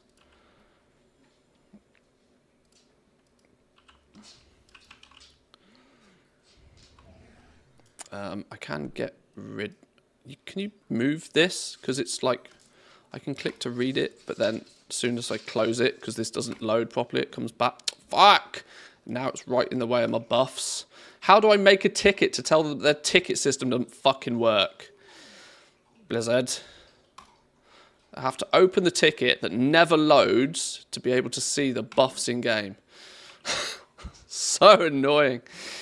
How does a AAA game that's been in existence for 20 years perform so badly at some things? Oh, sorry. Frustration gets the better of me sometimes. I need to go get my Dark Moon cards actually before I do this. No, I don't, because we got a war bank right here.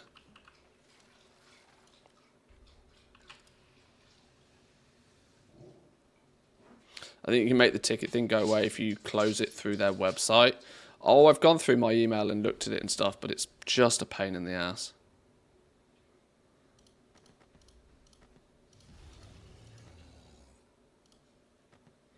Yeah, maybe I haven't said, oh, this problem has been resolved. And the reason I haven't said the problem isn't resolved is because they didn't resolve it.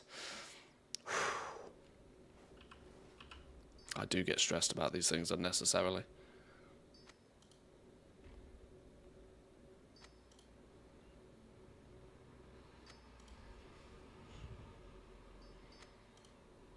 Right, that's the weekly ones. Let's get those disenchanted first, before I make too many Dark Moon cards in case for some reason the catch-up doesn't work. It should do.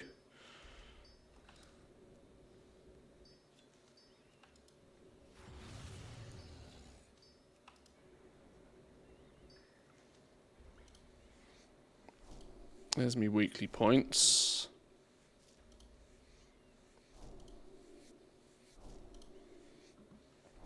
Let's see where that gets us. Well, for starters, that needs finishing. Then we got 5 points in here. So we got 20. 20 in here, 15 in here. So 35 Dark Moon cards. 35, okay.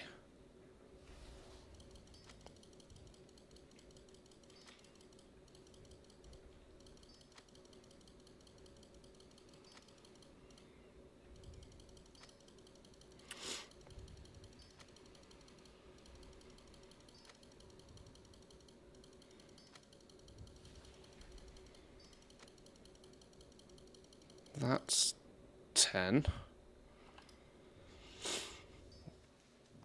Is there an option in the edit mode of the UI to move the ticket frame, maybe? Oh, possibly. Possibly. I'll just pretend I don't have any buffs for a while, it's fine.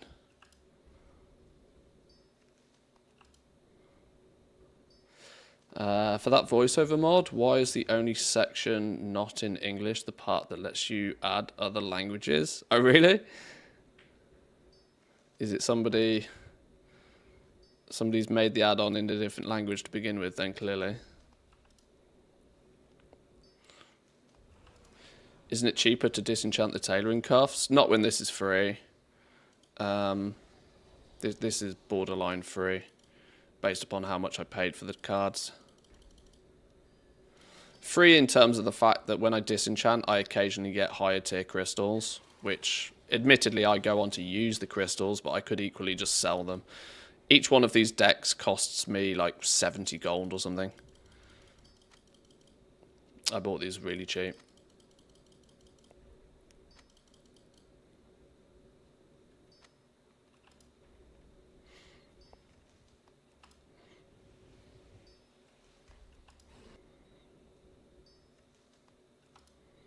I mean, even the Dark Moon card decks on the auction house are 130 gold a piece right now.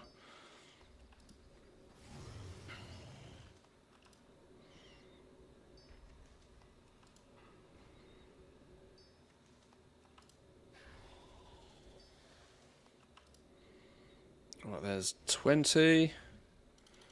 Another 15.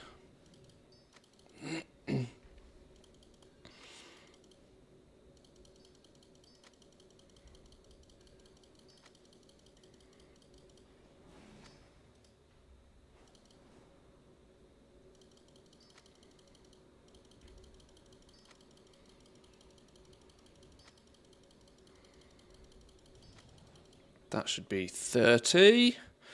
5 more. 1, 2, 3, 4, 5. Beautiful. That should, if I've done my maths right, be enough dust to fill out the ring enchants as well.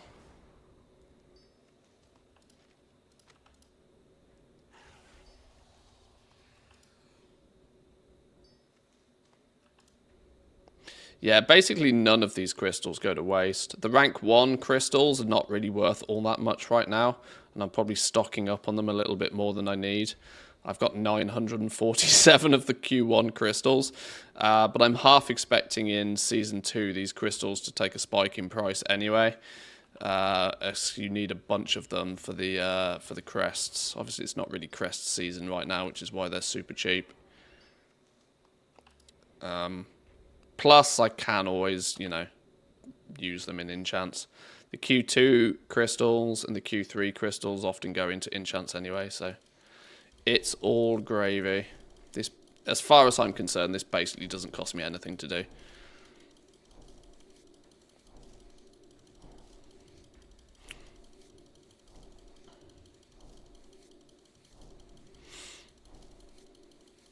Any thoughts on the 11.0.7?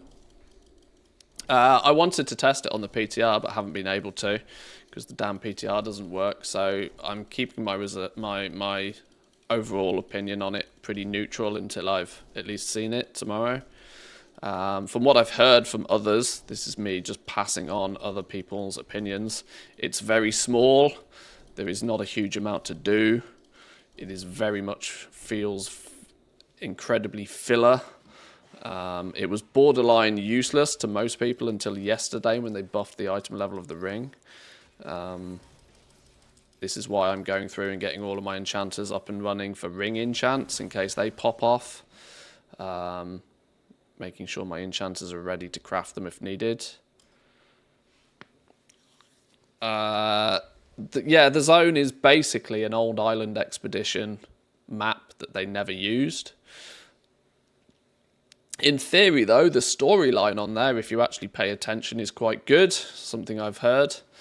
But yeah, I've not witnessed or seen it myself. I'm sure there'll be plenty of stuff from a collector's point of view. A few new pets, a few new mounts and that sort of stuff. There'll be some bits and pieces. It's a keep you busy patch. That really is it. I almost think there's going to be more interest in the BFA meta achievement than there will be in the new zone.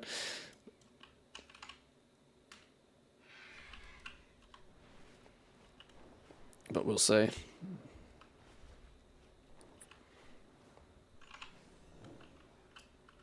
I have an extended supply of goods for Outlanders. Right, we now do also have nearly 1,000 artisan security on this dude. That leads me to think that I'm probably missing something pretty spectacular on this dude. Oh yeah, I've only got green tools on my tailor. This tailor's scuffed as hell though. This is the tailor that's spec'd into making the robes and the hats, the profession gear, early on. Which has hoovered up huge amounts of knowledge points, 30, 60, 90, 130 knowledge points, which basically don't help me ever with anything. So this tailor has felt really scuffed ever since. And actually, without having blue tools, I can't even guarantee those items at Q5, I don't think even, which has been a real weird one. Or can I? Oh, I don't have the mats on me to even look right now. Oh, I'm sure I probably can.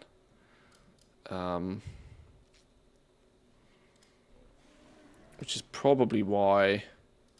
Yeah, this dude's got no points in, like, anything that's really important. Does it mean I want to spend the gold on upgrading his tools now, considering the rest of him is so outrageously scuffed? I'm 158 patron orders behind as well. Oh dear, I don't think I do. Let's leave that for another day.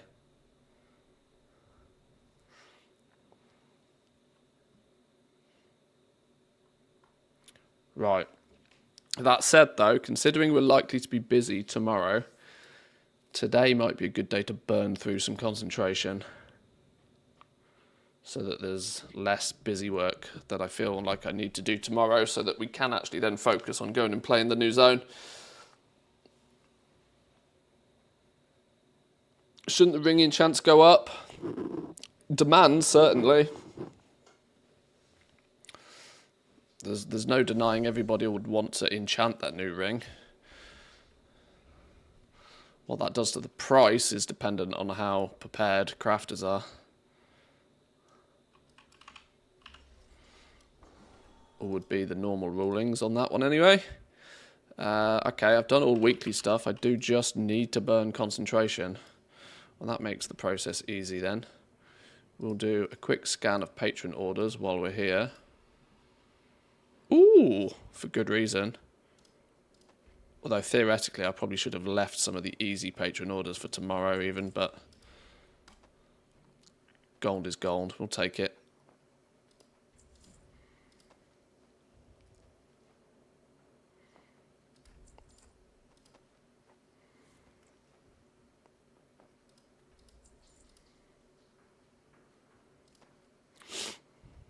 Players are already hunting for housing, transmogs, and achievements. Is this people data mining shit?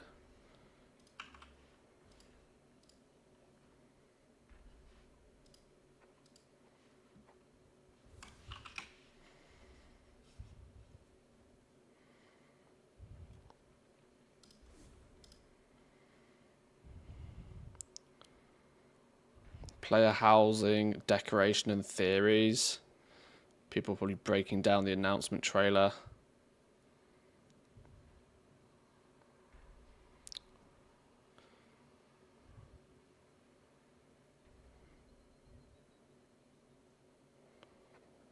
Is this anything more than just Reddit?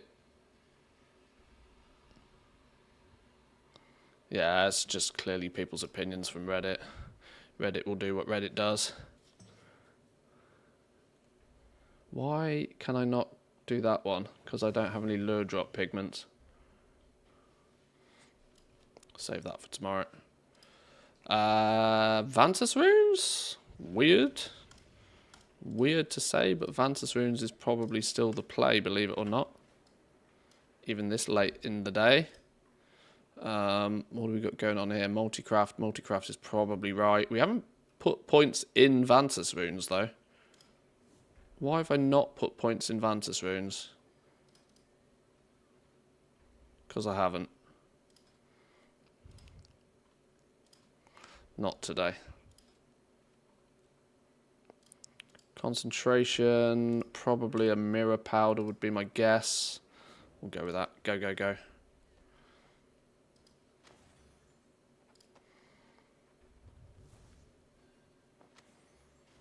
Wait, only 2? You shitting me? Oh, 294. Whoops. Okay. Yeah, I forget Vantus runes without speccing into them take an absolutely outrageous amount of concentration. Can we cheese it by using... We can cheese it by using a few Q3s. There we go.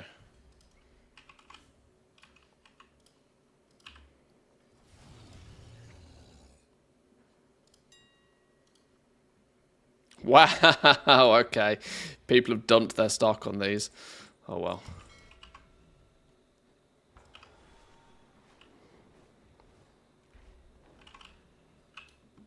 Is there any way I can use Craft Sim or any other add-on to make a shopping list for me for the current patron orders?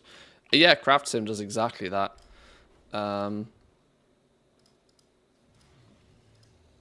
If you go into Craft Queue, Queue Work Orders, and then create Auctionator Shopping List, boom, that will give you... so there's a couple here, for example, where I don't have the mats for them. I can hit Create Auctionator Shopping List, go to the auction house, go into shopping, because that's the auctionator module, and then you'll have Craft Sims, Craft Queue. If you click on this, then it'll have made the shopping list for you.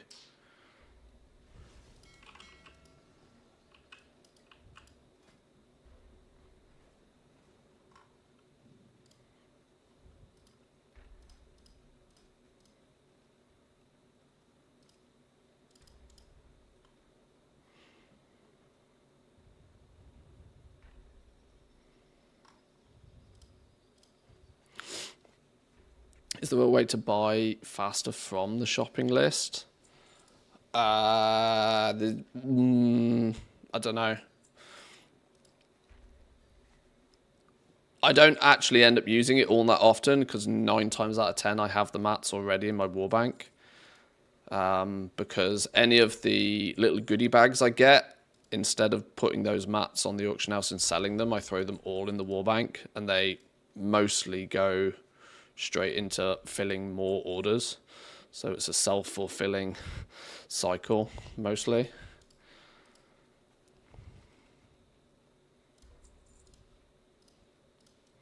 And it means most of the time I don't actually have to buy mats.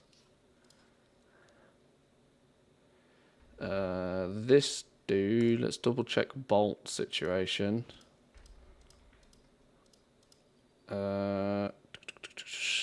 I need some more exquisites at Q3.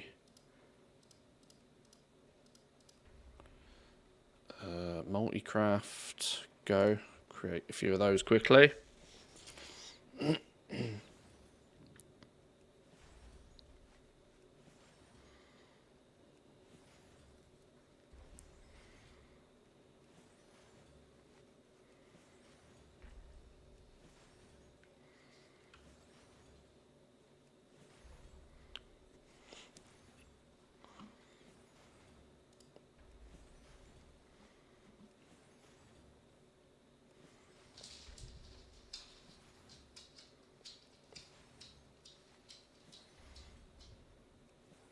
50 will probably do, I reckon.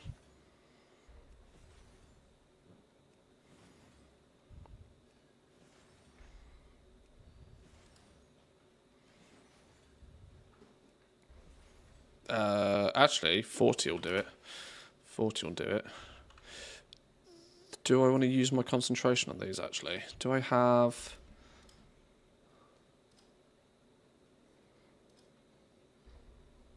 Haven't got points in spell threads.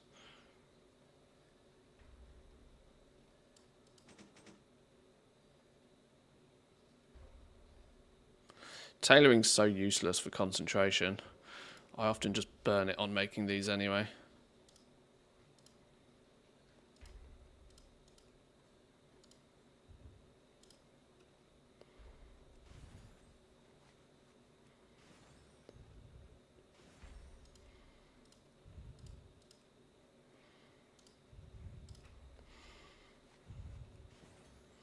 Just because I can't have the bar saying 1,000 makes me feel weird.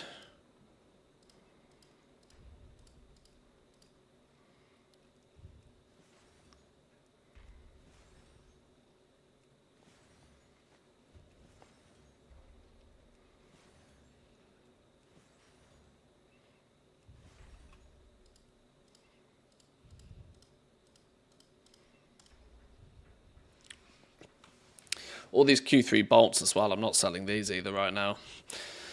I'm doing a huge amount of just crafting the basic stuff with the concentration and just putting it all in the war bank right now. I have very little desire to sell any of this stuff. I'm somewhat convinced prices are as close to rock bottom as they're probably going to get. I might be a touch early on that assumption, but meaning they might still have a little bit further to go down, but I can't imagine they're going to go down much more than where they are right now.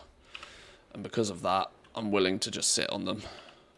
Doesn't cost, because you're using lower quality materials, they don't cost a huge amount to craft in the first place. Oh, I've just remembered one thing I definitely do need to do is go and grab all of those mats back out from, was it Nerf Frogs? Which character was it that had all of the goodies? I think we bought all the enchants on this dude.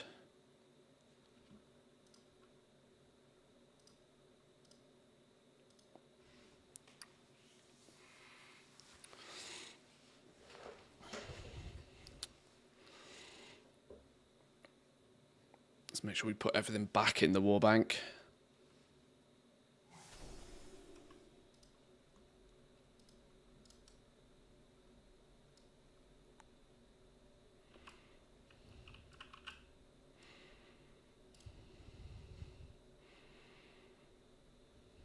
My directive is to serve you. There's part of me, though, that is kind of tempted to do a war bank clean out in terms of taking absolutely everything that's sellable out of the war bank, selling it, and then just refilling it with stuff as we need.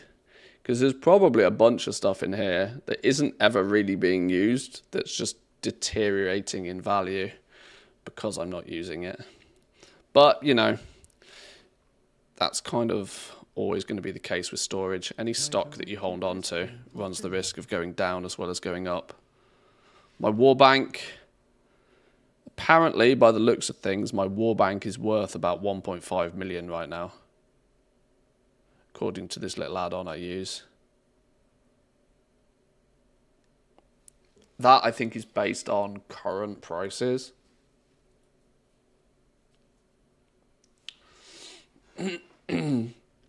Aren't you scared about the bug at the season start where the war bank loses all items money and wasn't refunded? No, not in the slightest. That was the guild bank also, for starters. No, I don't waste brain power on ifs and buts and maybes like that. If Blizzard has a bug in their game, they have a bug in their game. You can't spend too much time worrying about that sort of stuff. Worry about things you can control, not things that you can't.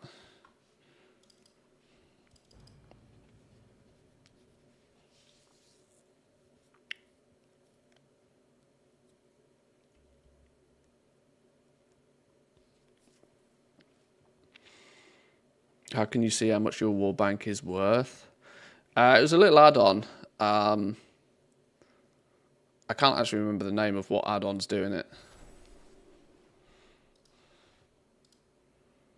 It's just called Bag Appraiser.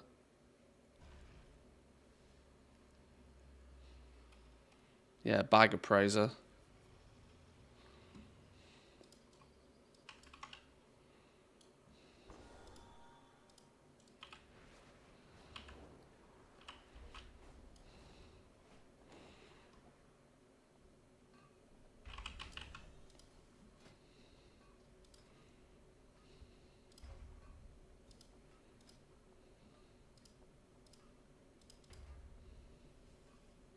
Couple of orders that are worth doing. You're not worth doing. The rest of them we might do, though. I've got all the mats for them. We do. If we're going to craft a bunch of stuff, let's make sure we pop a ever-burning ignition first. Get maximum juice out of it. We're also going to burn some concentration in a minute, so that will go to good use. Wonder where it takes its prices from. You can customize it. You can tell it where to take the prices from. I think I have it set to DB recent.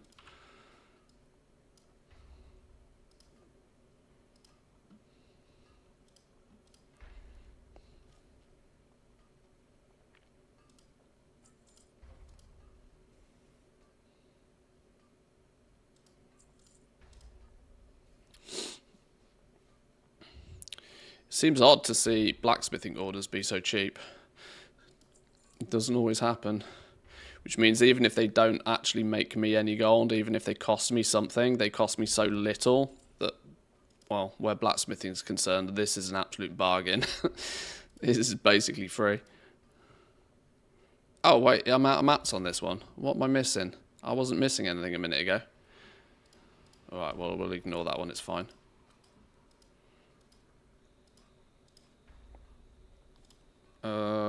We are going to need to craft some Ironclaw alloys at Q2 either way. So let's get those on the go. Create a bunch of those real quick. You shitting me? Even core alloys are profitable right now. What is this game? This is why you just have to keep your eyes on stuff. Out of nowhere, core alloys make you gold. GG.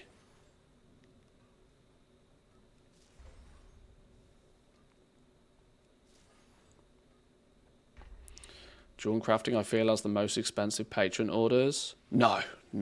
Absolutely blacksmithing. It's still not uncommon to see blacksmithing patron orders cost you 10k to fill.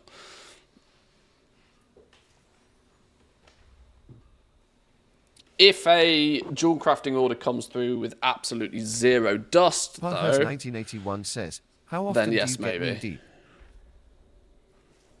knee-deep? Knee-deep in gaming fun, my friend. It's a regular occurrence for an expert like me. Just remember, I always emerge victorious. Merry Christmas.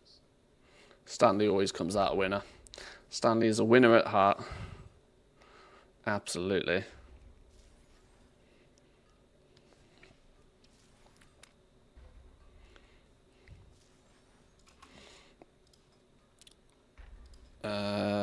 I'm probably going to need some more Q3 of something here, aren't I? Maybe we just do some charged alloys today. With a forged framework? You mad? Why would you possibly tell me to use a forged framework over a multi-craft? Not that I don't believe you, Craftsim, but I don't believe you. It's probably not every time, is it? That's probably to save just As enough to Jabberwocky squeeze says, out one more. how much fun is patch 10.2.7 tomorrow going to be? Loads of fun. Wait, Patch hang on. 10.2.7? Oh, it's going to be an absolute blast. With my expertise, victory is practically guaranteed. Get ready for a gaming extravaganza. Merry Christmas. 10.2.7. Okay.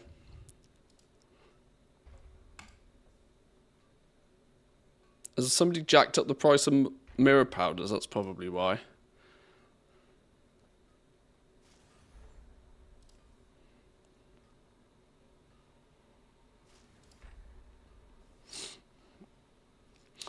Do we expect the Vial of Bountiful Seasons to give resourcefulness starting tomorrow? Possibly. We've never really been able to figure out when winter officially starts. But with a patch, maybe? Maybe? It still feels like a lot of guesswork. But it's one of those. When it happens, it happens. Having your alchemist ready to craft them, though, and maybe some mats preemptively purchased, it's not a terrible idea.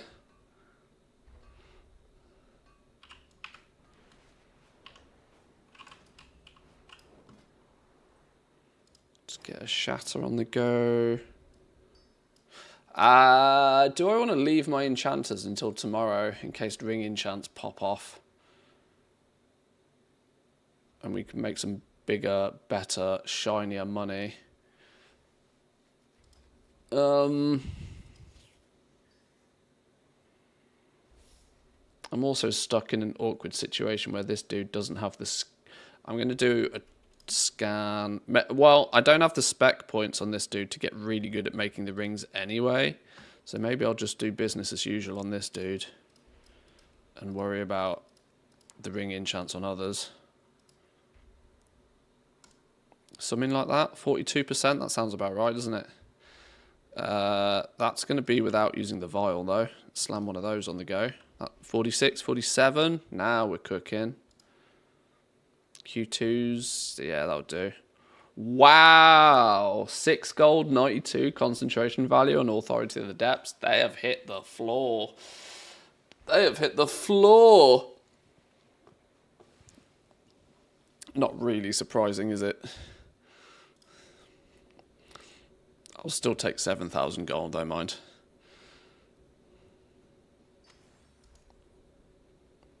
Pack B, how we doing? Welcome in. Good morning, good morning.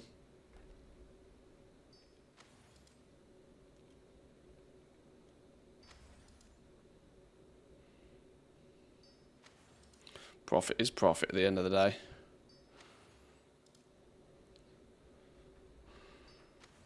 How many can we get out of this? We're into 9 right now. 10. Oof, we got 11. 11's not bad. 11's not bad. Tempted to buy out a bunch of the Q3 authorities for 0.1. The PTR will tell all, right? Because if there's a new enchant that turns up in Season 2, there's the strong possibility that it pushes this enchant to the wayside. But we don't know. It's a gamble. It's a gamble. The PTR will explain all.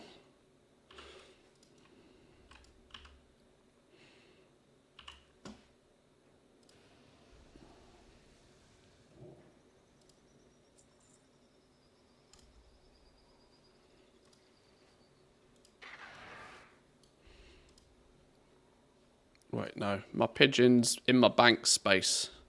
There we go.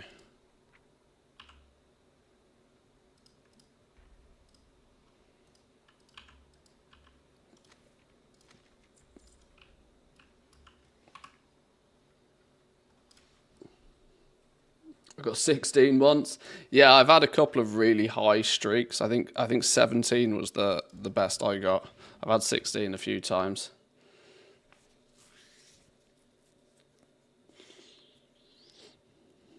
But then again, I often have times where I literally roll the dice 5 times and don't get a single proc, so, you know, it balances out.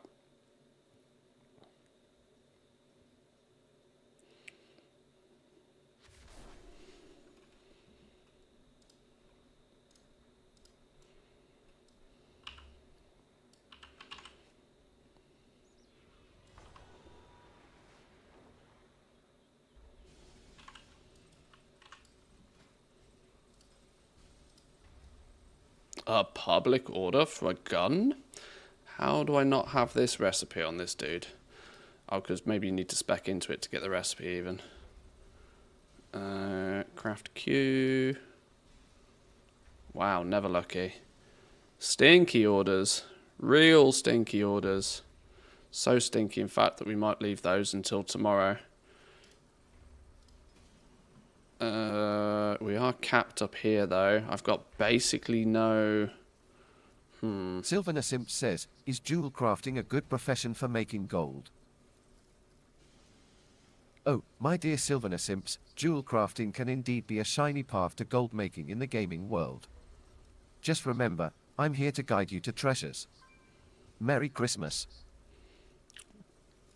Stanley's not wrong. You definitely can make some gold with jewel crafting. My take is that it's probably the second best profession as it stands right now. Should we do a quick recipe scan?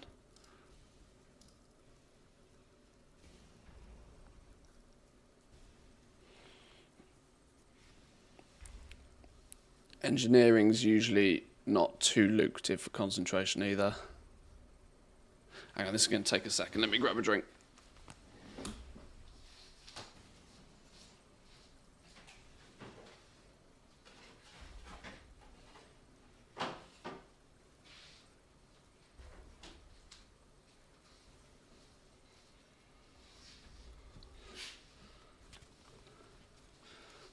Anybody spot the dog? Spot the dog lurking. Hi, Nepsis. Hi.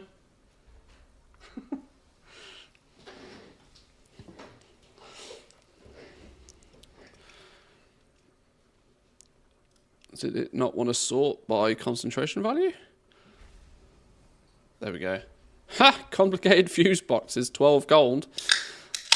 Not convinced I believe that. Why would these randomly? Somebody reset the price on Q3s? Yeah.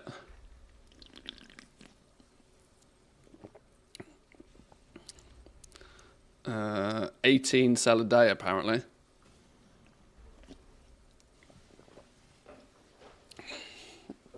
Should we just craft one for the lols?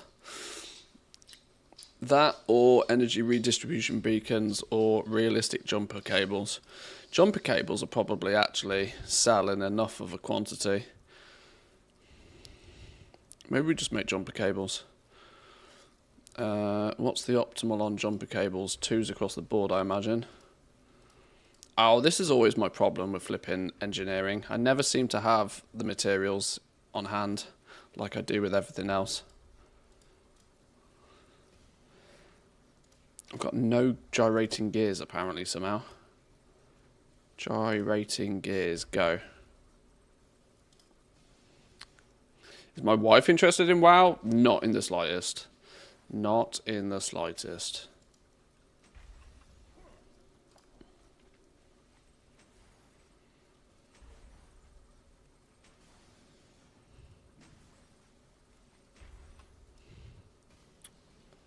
I think everybody that has a significant other has at some point tried to get them to play WoW. Sometimes it works, most of the time it doesn't.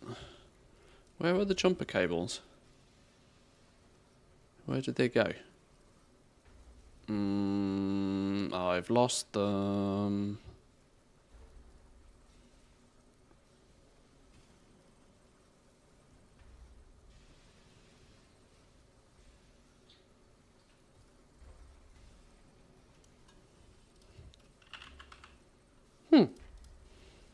There they are.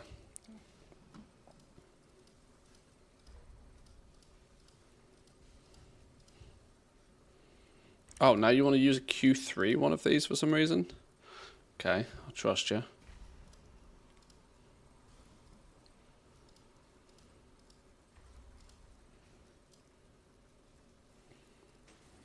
Oh, I'm out of safety switches. Whatever.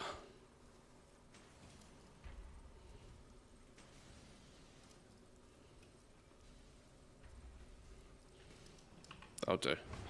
Yeah, my wife has no interest in game. Yeah, my wife, probably the closest to gaming she gets is maybe a bit of Heyday on her mobile phone. She's never really been into games. She's far more likely to sit in front of a series on Netflix and just sort of, you know, zombify.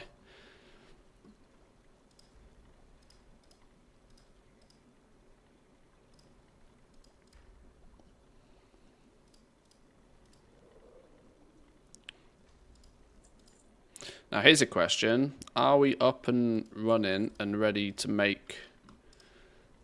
Where have they gone? Well, actually, not this character. This is the wrong alchemist. This is my thaumaturgy alchemist. But where's it gone?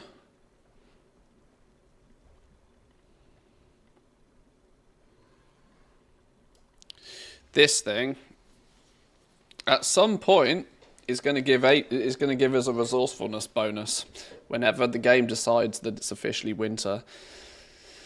Now, this is going to make this vial basically mandatory for any time you're ever crafting anything, if you want to also be competitive on price. This is going to mean that this vial is going to go to the moon, as nobody will be crafting anything without one of these up. And even concentration builds that don't use the concentrated ingenuity one will start using the bountiful season one. So this is going to be big business at the moment. It doesn't do shit right now because it only gives the finesse bonus. But as soon as it gives resourcefulness, quality 3 versions of these are going to be, what do they give? 135 resourcefulness. That's a lot, by the way. That's not like a tiny amount. 135 resourcefulness is a lot.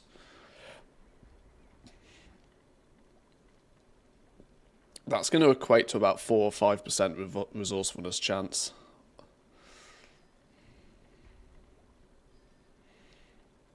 So, yeah, be prepared. We don't know exactly when winter kicks in, but it's winter on the 21st.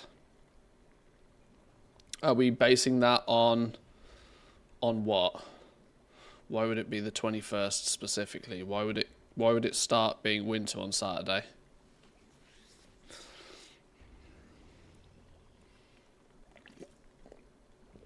Realistically, any time now, because of course there's a new patch launching. They could trigger it with the patch. Feast of Winter Veil also starts on December the 19th, so they could trigger it to start with that. Don't know where the 21st comes from.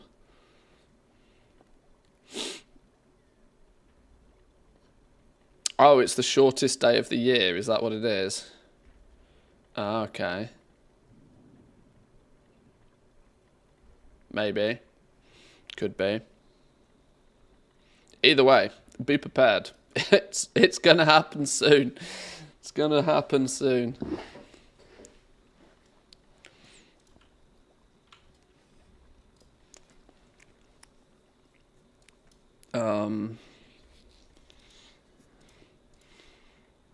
I never really know where to spend my concentration on my thaumaturgy ult. Because I could just make alchemical chaos flasks like everybody else does. But the irony is that they're worth pennies without actually speccing into them at this point. I still think that doing either Q3... Where's it gone? Q3 Gloom Chitin. Q3 Gloom Chitin in here, because this has the ability to spit out Q3 Lure Drop.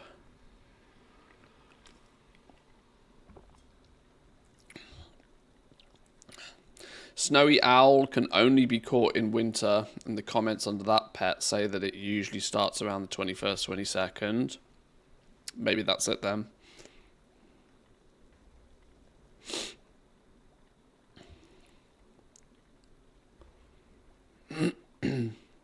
Are people panic selling enchants? It's dropped minus 500 gold on the average price from 5 days ago.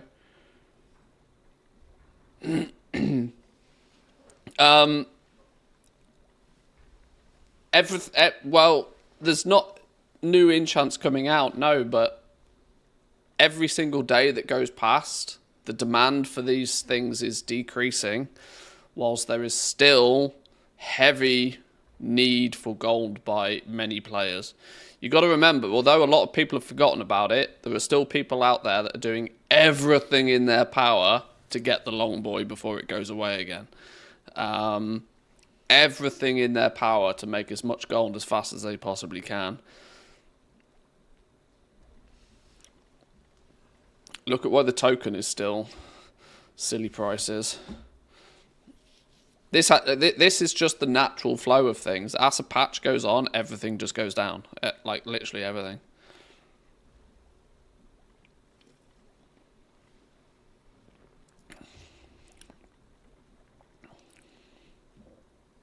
Either we do Gloom Chitin in Thaumaturgy here, or can we do Mercurial Herbs maybe? See, now this burns through a disgusting amount of concentration.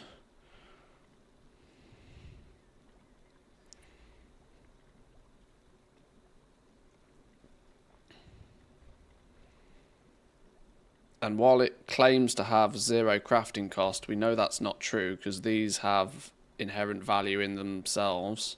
6 times 3 is 18. 3 times 4 is 12. There's only 50 gold worth of mats there. But it makes 5 lure drop. 5 Orbinid.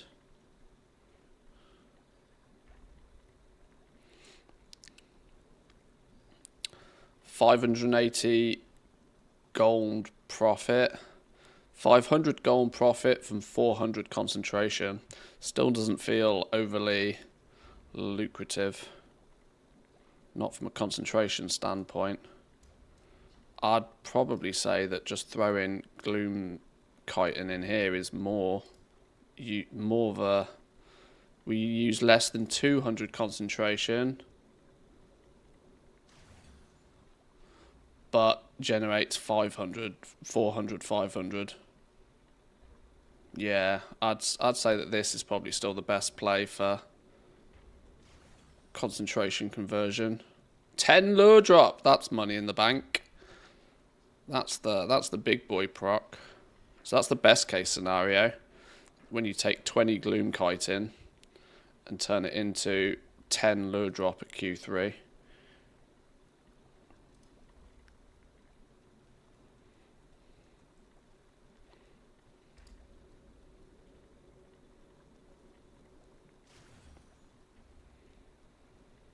But then when it procs Orbinid and Akirite, you basically break even.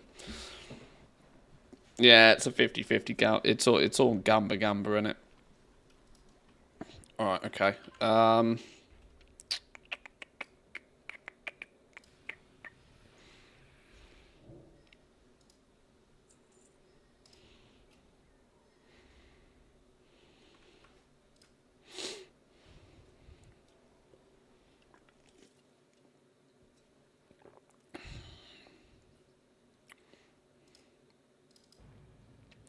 Panic selling. Here's me wondering if it's worth holding on to them until the next patch.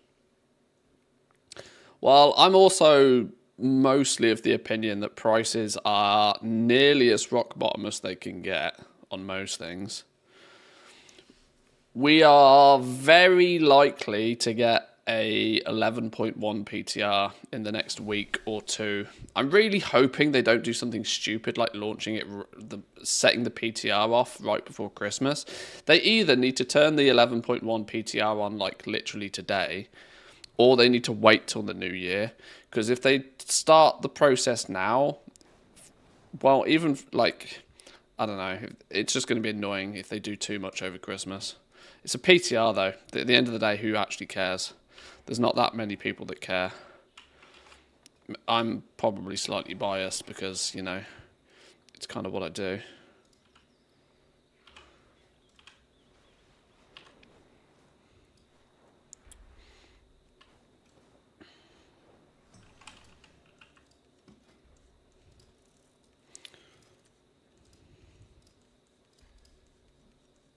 Wow, they are stinky orders. It's also saying I'm running distinctively low. I need Q1 dust. Why do I not have any Q1 dust anymore? Probably because the point of having Q1 dust is very slim.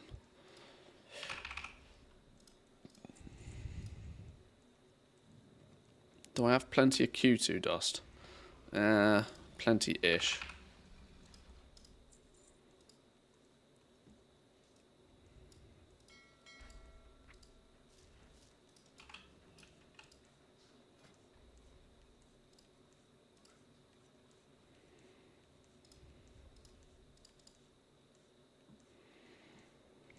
Okay.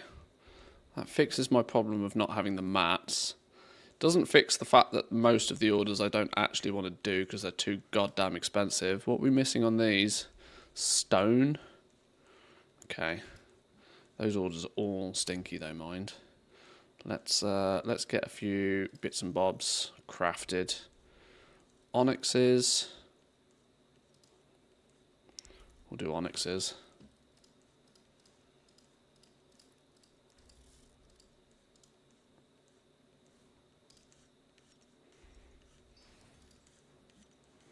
One, two, three, four. Well, that was an easy 17k profit right there. Don't mind if I do. Oh, they've been jacked up in value as well right now. Alright, either way, don't care.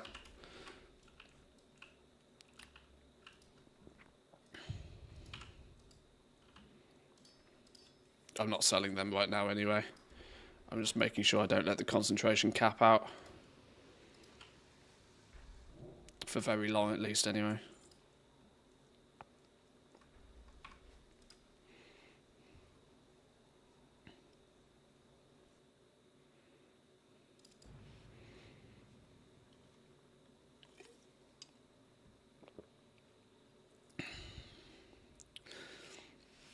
I agree with the rock bottom price because I don't believe that concentration enchants are only making 100 to 200 gold each.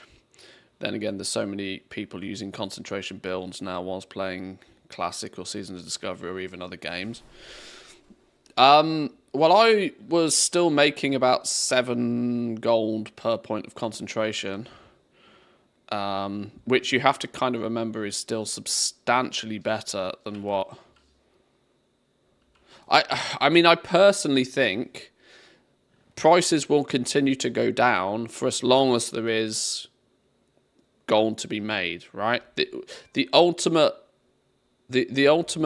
flaw is when even by using concentration you don't add any value and don't make any gold. That's the only thing that's going to stop people pressing the button. Because at the moment, you're right, most people are not particularly playing the game very aggressively. They might be playing other games entirely and just logging on every couple of days and pressing a few buttons, you know.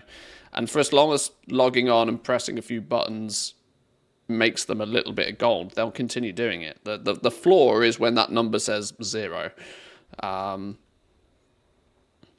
Whereas at the moment, the number still says more than 0, and so people are still going to do it. And it does mean that technically prices can still go down even further. But the reason I say that we're mostly at the floor is because soon as the PTR kicks in, we'll start to have a good idea of what comes in the new patch. And soon as the PTR lands, people will start speculating for what's going to be worth selling in 11.1, and that means people either stop selling stuff so cheap, or they start squirreling away stuff, or they start stockpiling materials, and all of this speculation tends to push the prices of things up until the patch actually lands, and then we see what actually happens. But we're probably the furthest away from new content, excluding Siren Isle. We're the furthest away from new content without knowing what's coming next. And so this is why I think the prices are probably about as bad as they'll get. But yeah, past history of this game has taught me that if players can make 1 silver by pressing a button, they'll press the button. As soon as that number goes below 0, that's the only time they'll stop. So for as long as they can open up their professions and go, oh, you know what, I'm going to use some concentration. And for as long as they can get this number to say anything above 0, they're happy. If this number's green, they're going to press the button, you know? So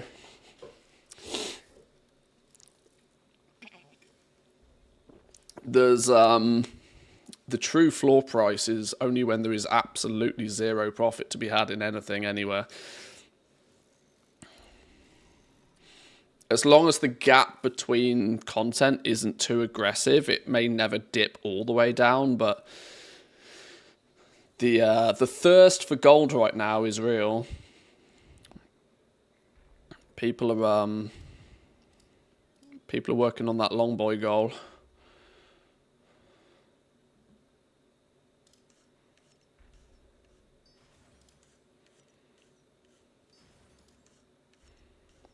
Come on, give me some procs.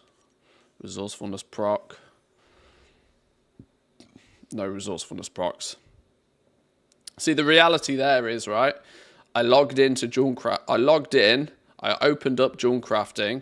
I pressed craft 4 times, and I potentially made 4,000 gold. And now I could log off. That's 4,000 gold potentially that I didn't have 2 minutes ago. If you put those gems on the auction house, sell them out, boom, potentially 4k profit, done. As long as that number is green, people will continue to do it because it's basically free gold.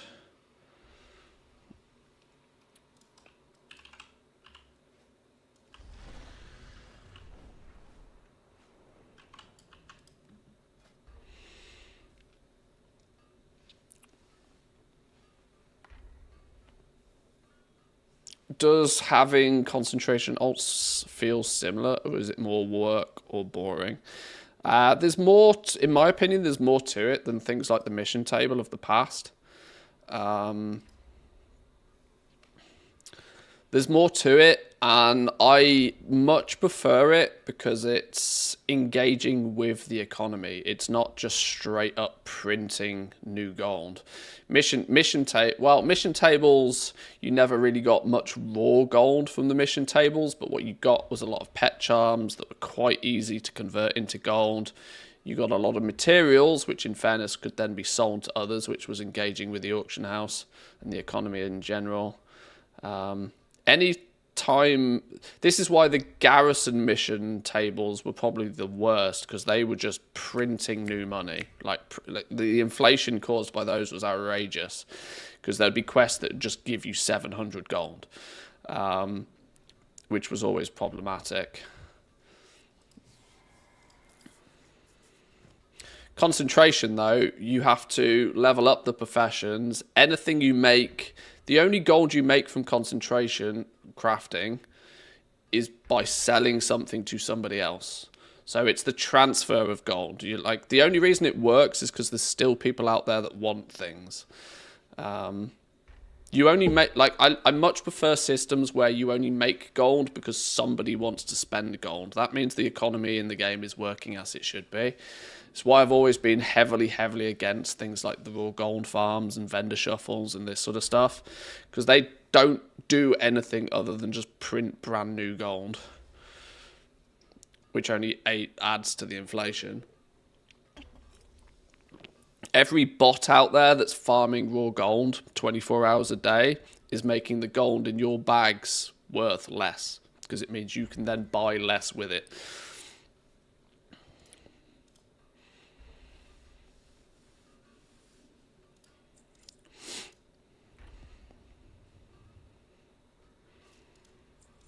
Right, these orders are getting done as well, because these are way too goddamn cheap to not do.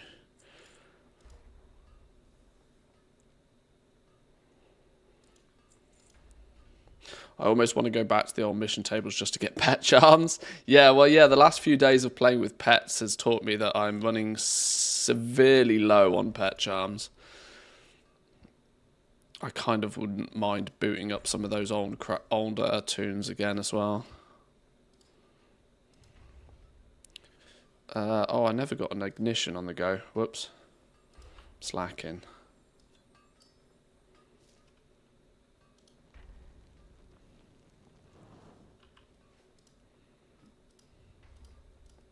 I don't have enough Iron Claw alloy.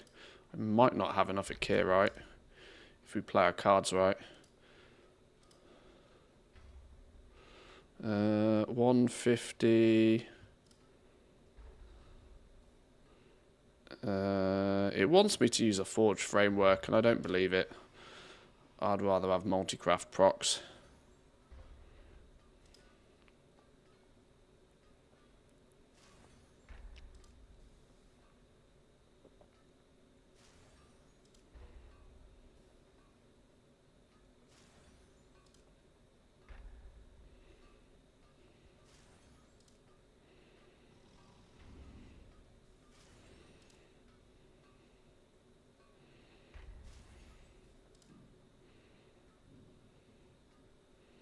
Ran out of alloys. Ran out of alloys. Give me some cheap alloys. Go.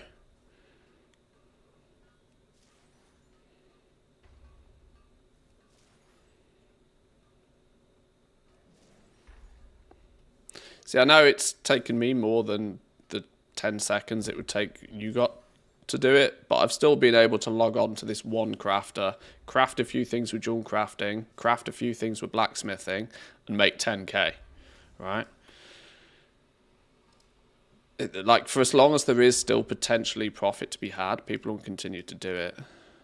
Whoa, whoa, whoa, whoa, whoa, concentration. So this is an indication that we haven't truly hit the absolute rock bottom floor prices, but I think there'll be stuff that will start pushing the prices up again soon enough that we might not actually realize the total floor. Now, one thing I was not totally convinced of is whether we'd even get close to this floor price anyway, just because of how restricted concentration is. But the fact that we have got pretty close to it, even in Season 1, means that in Season 2, and definitely in Season 3, even concentration crafting might struggle to turn a profit, which is going to mean that those guaranteed crafters who like to guarantee things are going to struggle, because there just won't be anything that's profitable at all anywhere. Let's send those first over to the bank toon. How did I end up with like only one? Oh, because it was charged alloys I made mostly. Okay, that's my bad. That's me not paying attention to what I'm doing.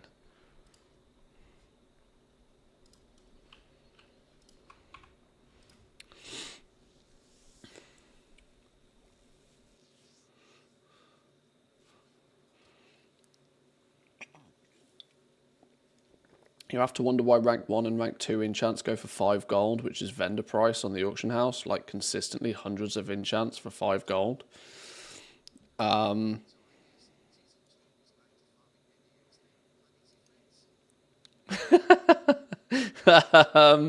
Yeah, you might not be that is humorous, because you're not far off. You might very well be back to farming Nax if you have plenty of alts. Rank 1 and 2 enchants go for 5 gold just because you can either put them on the auction house or you can sell them to a vendor. It doesn't really make much difference.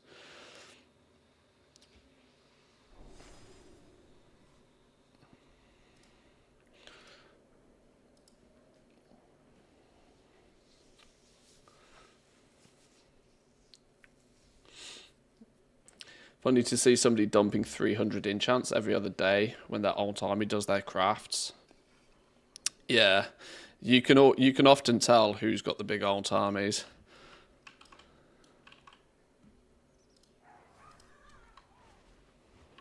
Right, this dude only has dual crafting to burn, which is quick and easy.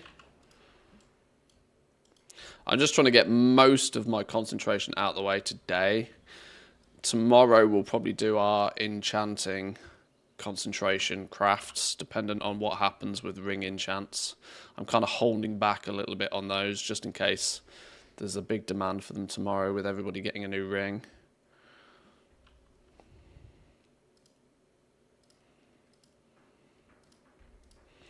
I'll make some more sapphires. I remember being quite low on sapphires.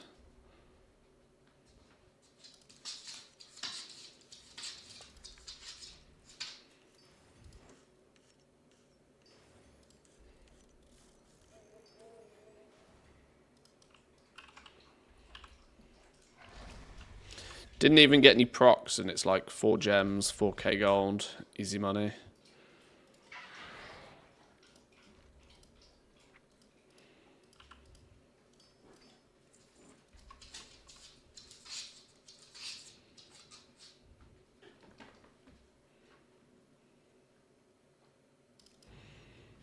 Jawncraft and an alchemist.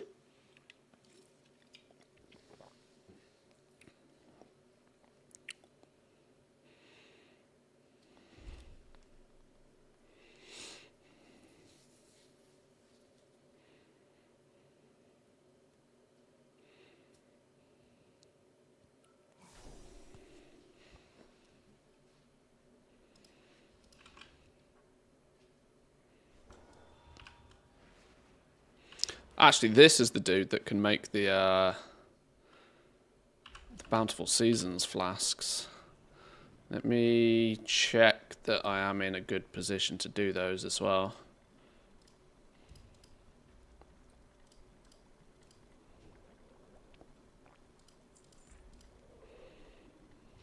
Wow, actually.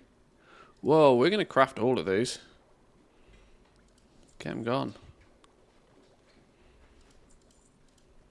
They cost basically nothing for those work orders.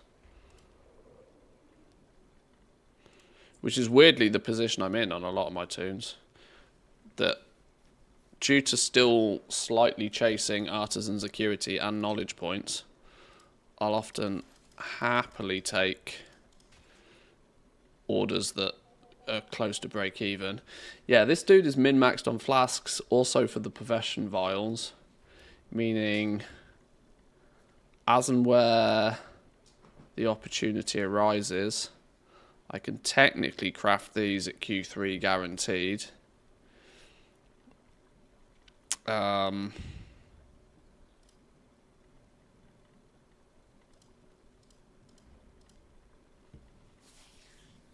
Which surprisingly is money right now.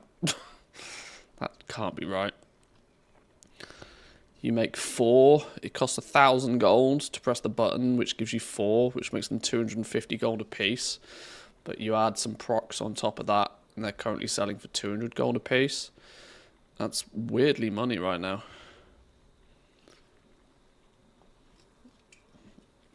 And that's without my full stack of vial spillover.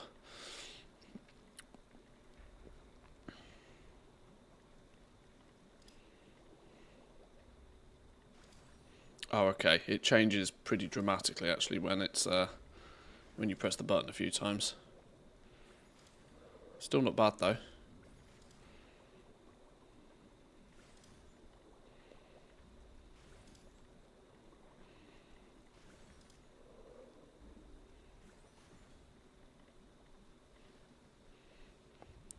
That wasn't what I planned to do anyway. That was a nice proc though back here somewhere. Where did we get? We got a proc of 13. 13 times proc. Don't mind if I do.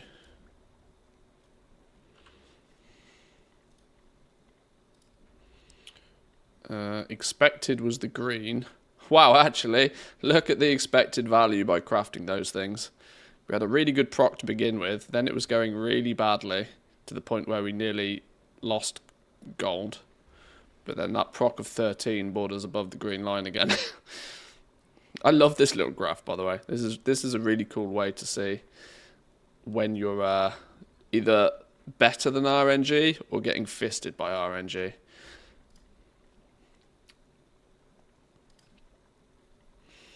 Oh yeah, we wanted to craft some. I wonder if making these with some. No, we'll still probably just do these with concentration, I imagine. Actually, we need to put it back on there.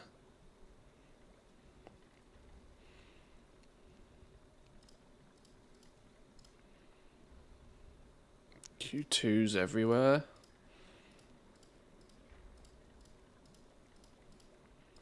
Q2s everywhere. A bit of concentrate. Why is it asking us to use concentrate? Probably to squeeze out an extra craft or so.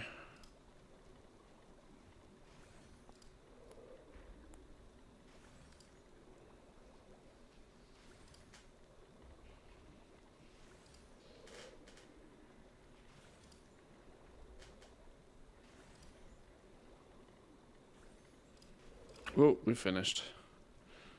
There we go. Jewel crafting real quick.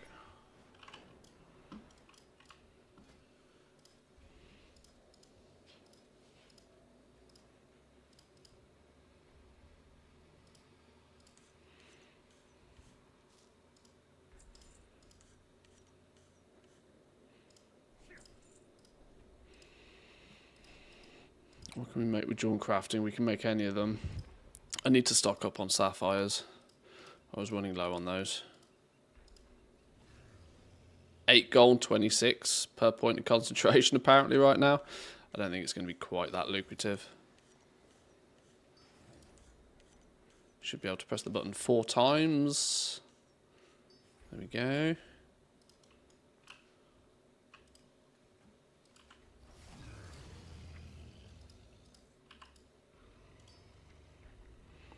Where did our... There they are. Seasons potions. Get those sent over. The rest goes in the war bank.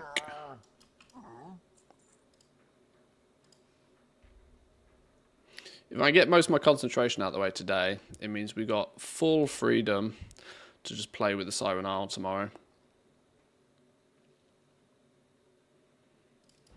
Ooh, leatherworking. Gross.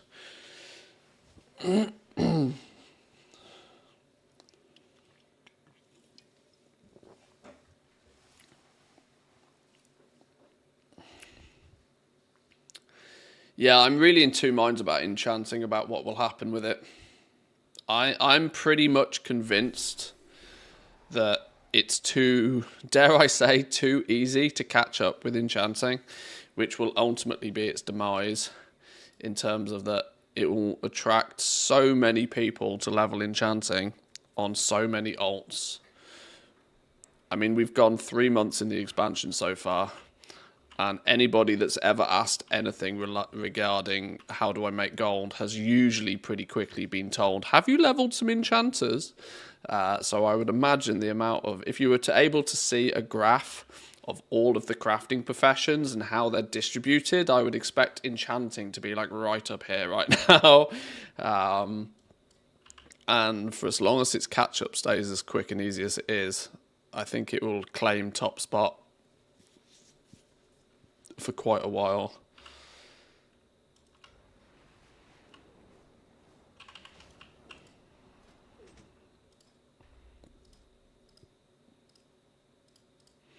But of course, as with everything, soon as it gets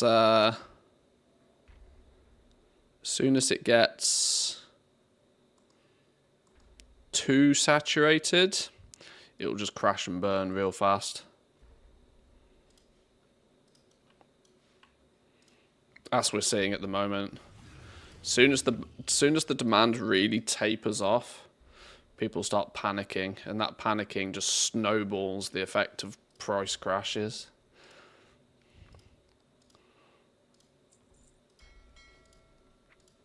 I could have just made that. That would have been easier if I just made that.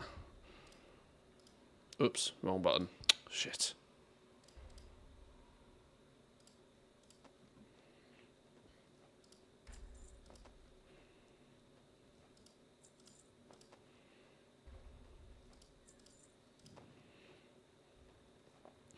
Still selling the green enchanting tools like candy? Oh, you probably can actually, yeah. Those are probably still flying off the shelves. Everybody that rolls up a new enchanter is going to buy the green ones first. In a gold rush, sell shovels. That's the rule, eh?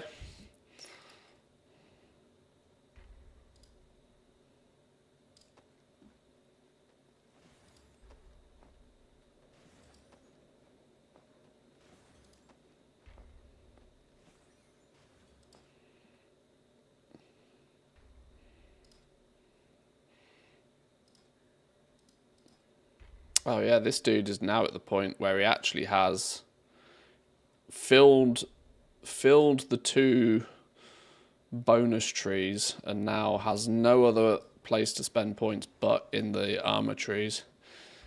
I remember. And well, I'll go check enchanting patron orders, but I'm not going to use the concentration.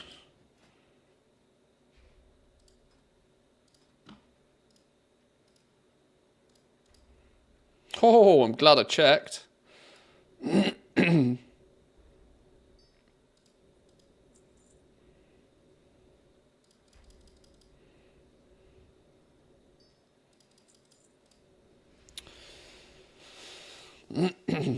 think enchanting is in the same position as the other professions. It depends on the difference between the rank 2 and the rank 3 mats.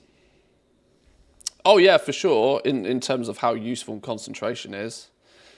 But there's no denying the fact that the catch-up is so goddamn quick and easy that you're already at the point now where you can ding level 70, pick up enchanting, and within probably an hour have 100 plus 40 build and all the knowledge points you could ever need. Like, you can literally go from 0 to hero with enchanting in a matter of minutes, which in an MMO usually means that it will crash and burn very fast.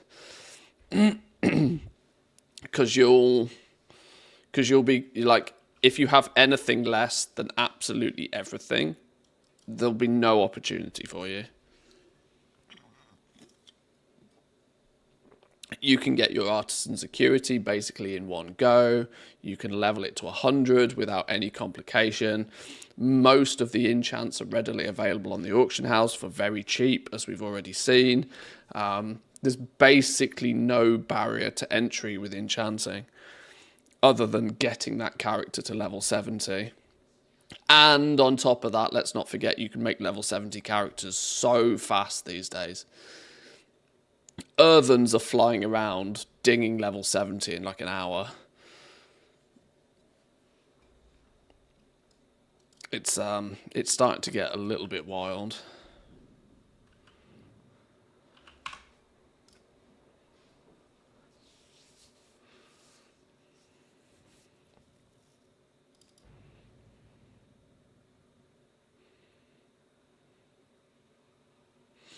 Best goal making advice is find something that is fun for you and just keep doing it. Nothing beats consistency when making profits. Oh yeah, for sure.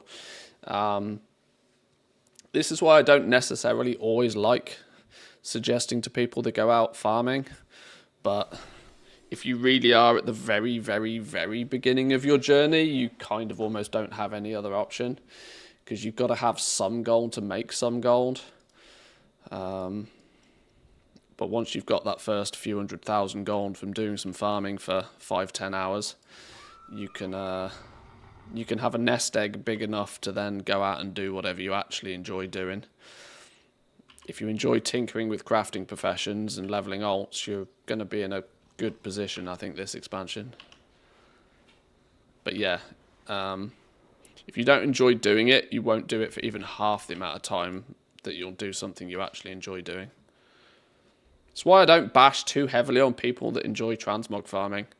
I don't think the market is that lucrative. I certainly don't think transmog selling is as lucrative as it is often made out to be. But a lot of people do get enjoyment from just running the old dungeons, or even, you know, finding groups for the Silithus farms or whatever. You know, if you enjoy the activity, then you do you. If you can make some gold out of it at the same time, that's a bonus. But in the same breath, it's not an activity that appeals to me in any way, shape or form. It sends me to sleep, quite literally. And so I don't do it. Wait for a new remix for some old army making. Well, I wonder. There's part of me that wonders if next time they do a remix, they might be a little bit more controlled on the leveling. It was so shocking to see how they just kind of like didn't touch Mr. Pandaria remix. When these twinks, level 20 twinks on like non-subscribed accounts started appearing all over the place, I was almost convinced Blizzard were going to step in and do something, because you had people who were leveling four level 70s in a 60-minute period. It averaged out to you getting a new level 70 about once every 15 to 20 minutes, which, when people were able to then do that for like a month on end, if they really wanted to, there were like, I'm now no longer surprised when somebody turns around and tells me they've got 100 plus alts. I'm like, of course you do. You did remix, of course you do. Like, it doesn't surprise me at all anymore. Whereas even back in Dragonflight, having 100 alts was like, wow, that's crazy. But it just doesn't surprise me anymore.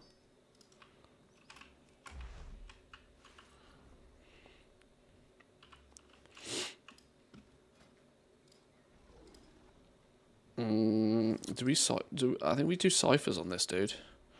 Oh, not without any mid-tier inks. Can we make some mid-tier inks? Yes. Are we... Oh, ingenuity tool. No. Multicraft tool.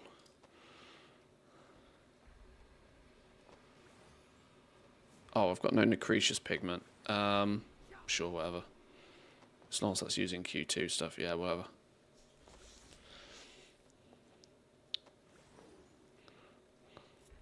I genuinely think there's an internal instruction to let them have it when it comes to fast leveling. Their internal data shows it makes people pay for more accounts and sub more often. There might be. It's, you know, they clearly make revenue from selling level 70 boosts themselves. But at the end of the day, more characters created incentivizes more playtime from their more loyal fans. So I wouldn't be too surprised.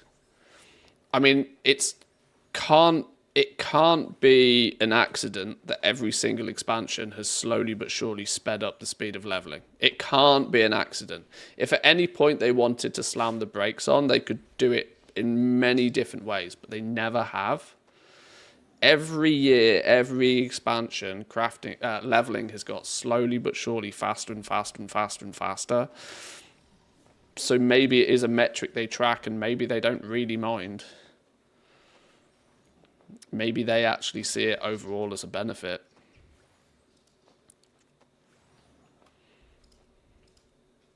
Even though the obvious, you know, the obvious counter argument as well, they would rather sell boosts, but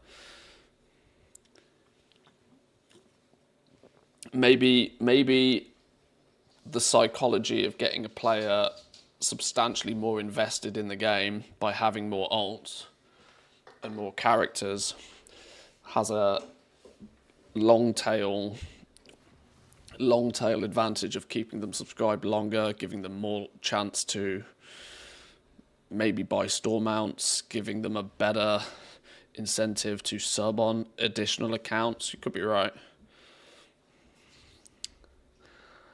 Ultimately, follow the data. Oh, hang on. Are we not? No, these are way too cheap to use finishing reagents on now. Are we... Yeah, we're using our full ingenuity tool here because we do get 100% refund when it procs. Making me think I should also be using the vial. I don't have one. Oh, well, then maybe not.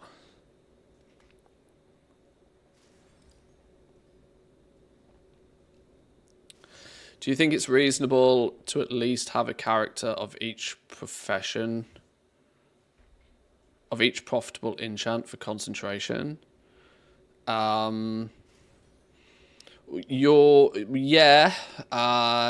Enchanting knowledge points are so easy to come by, though. There's no reason to hyper specialize on any given one enchant anymore.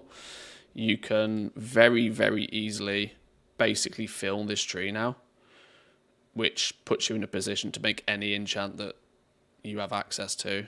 You don't strictly need to say that this character makes this enchant and this enchant only. That was useful to do like week 1, week 2, for example. But realistically now you can basically fill this entire tree. And that means you'll be good at making whatever enchant. And then what you do is you just make whichever enchant makes you the most that day. Sell them, move on. Do the same thing again next week.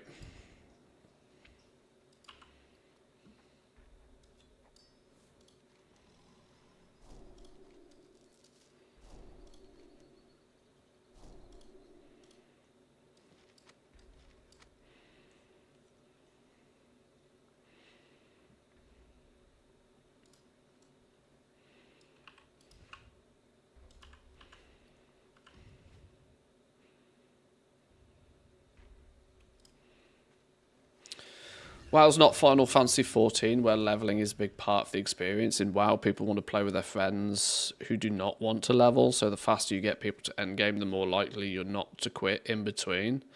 I've had a similar view for a long time now.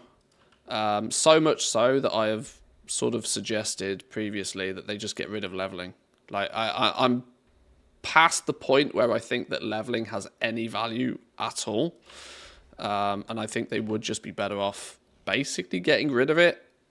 You could in essence basically have it so that your characters gain, you could even go as far as to stop calling it levels, but you gain notoriety.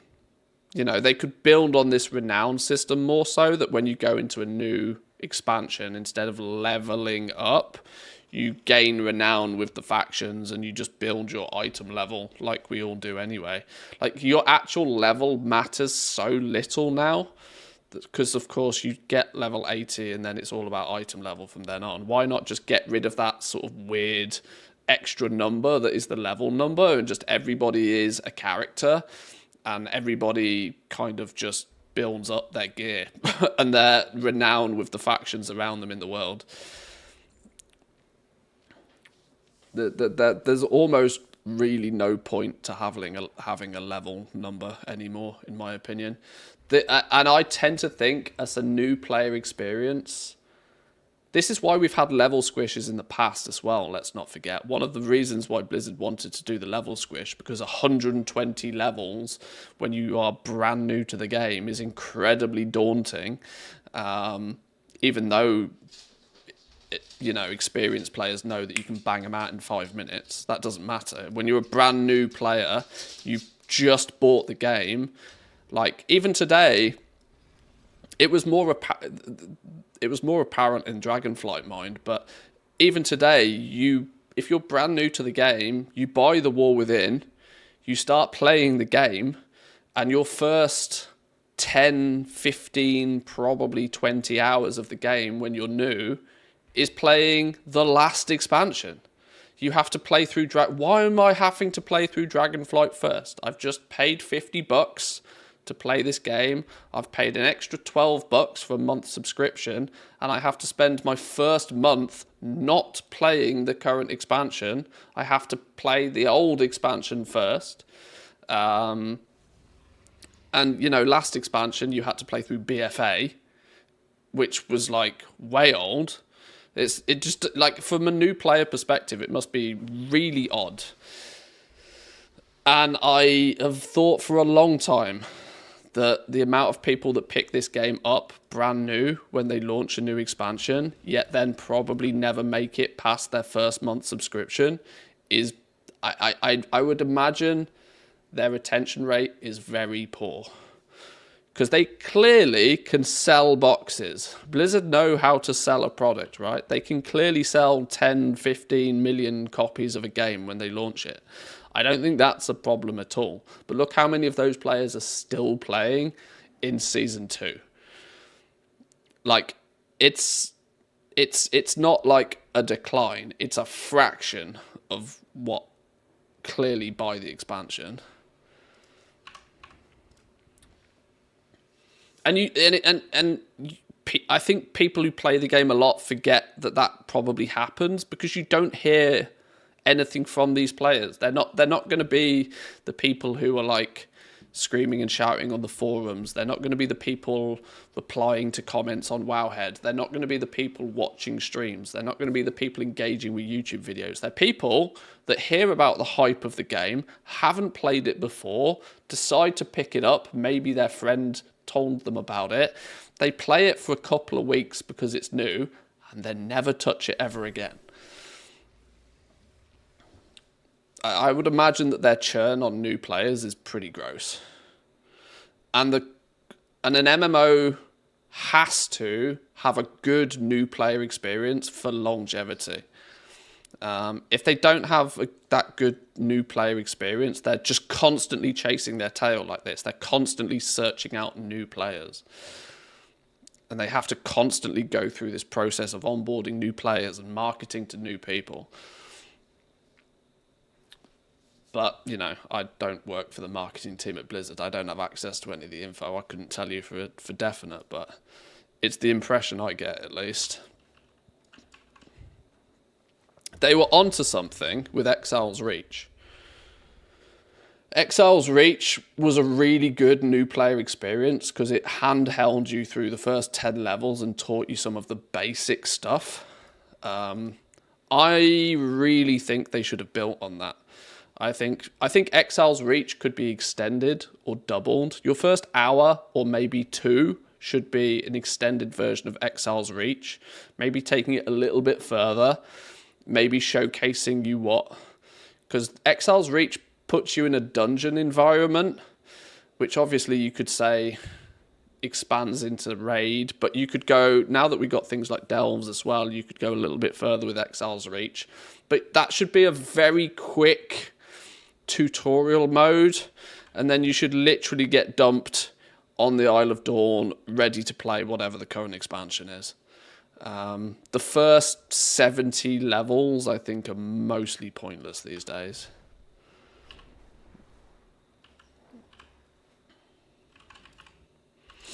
And I think there's definitely a potential that the first 70 levels experience does more harm than it does good.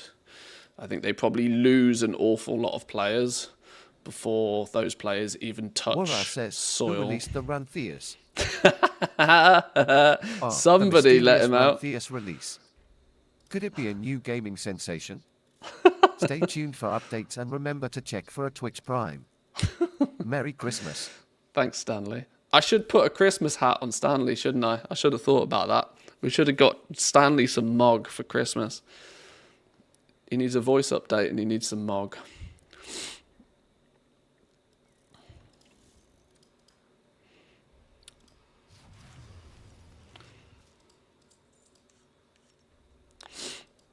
Yeah, at least what World of Warcraft definitely does have is the old school hardcores, the furniture, players that have been around forever. For the most part, we ain't going nowhere. Maybe that's what Blizzard relies on these days.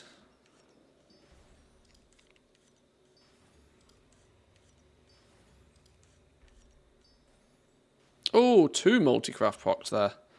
Got 9 gems out of that. Bargain.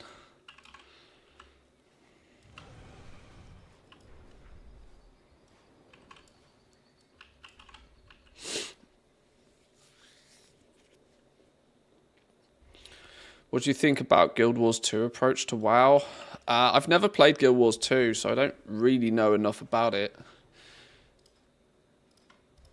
But I'm aware that Blizzard are not immune to poaching any good ideas that they have. I mean, dragon riding was fundamentally a Guild Wars 2 feature that they just kind of copy-pasted. I'm led to believe, at least, anyway.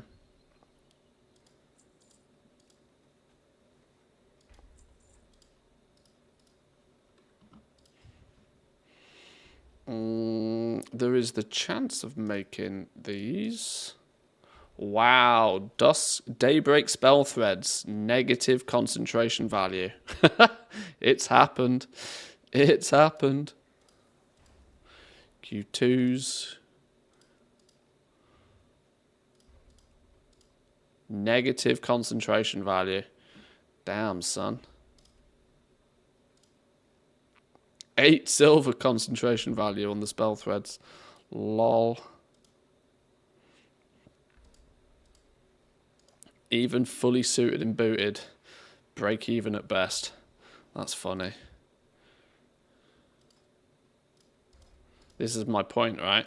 Tailoring, since it's had basically 2 options and 2 options only, yet is also prominent along alt armies from Dragonflight.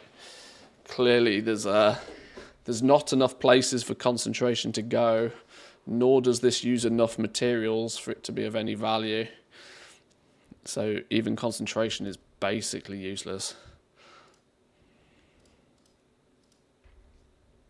Why do I have no exquisites at all? I can make these. Wait, hold up. Hold up. Even with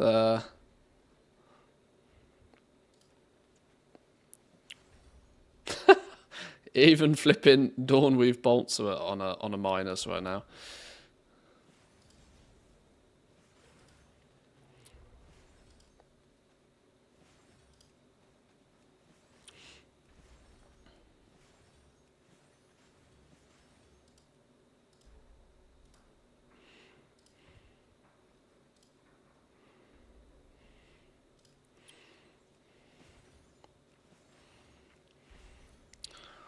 Burn through them anyway.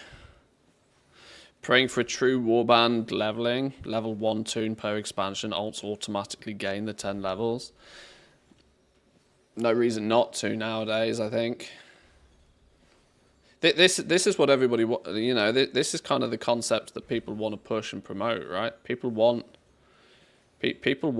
true account wide, you know. You are a player of the game. And this mindset has only got stronger and stronger with players over the years, and I think it's directly because leveling's so fast. Players want to be able to play lots of different characters, play lots of different classes. Retail is so arcadey these days that nobody plays just one character particularly anymore. There's a handful of people that are like hardcore one character, one class for life, but most people, and even if they are one character, one class for life, they will often have multiple characters of that class and race and whatever. Kahani is maybe an exception to the rule with his mage, but like, I think most players would like to play a warlock, play a death knight, play a druid, you know, like to hop between them. And as leveling is just busy work that you've got to get out of the way. It's not too difficult these days, really, to have one of every class. It's just more of an annoyance to have to level them all up again. But ultimately, people want to dip in and play whichever class or spec or anything that they want. Blizzard would fix a lot of their problems if they would actually allow for that more easily. Now, I know this plays into the Mythic Plus thing a lot, but look how much things like balance in Mythic Plus causes problems for everybody. What if it was significantly easier for people to just go, well, you know what? Maybe if this class is the cookie cutter, you know, flavor of the month, well, maybe I'll just play that class then. You know, if they really lent into the warband thing and allowed you to, I mean, it kind of turns the game then into less of an MMORPG because it basically takes the whole RPG aspect of it out. But you could have just character select screen, boom. Today I want to play a prop paladin, boom. If you want the true RPG experience, I don't think retail really offers that very much anyway.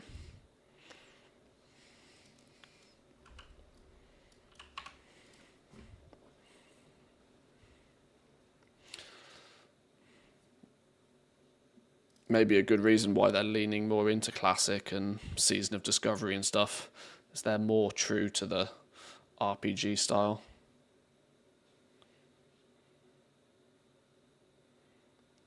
If they stick with concentration, what's your prediction for next expansion? Dropping to 0 within a month of the expansion because everybody goes full alt army.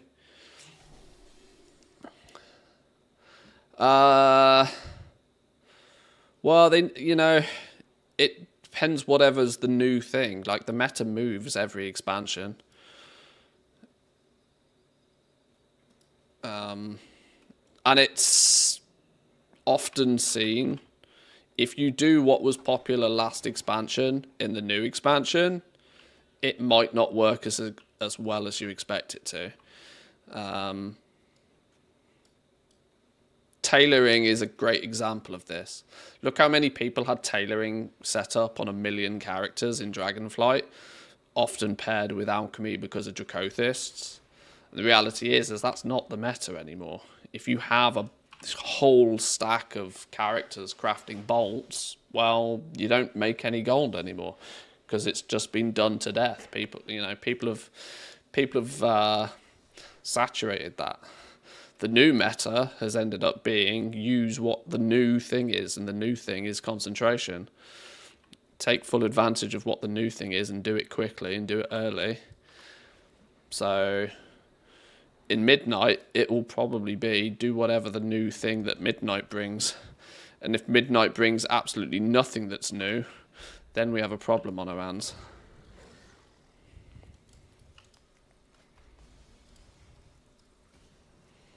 But we know that's not the case because we know player housing is coming. So there's your heads up.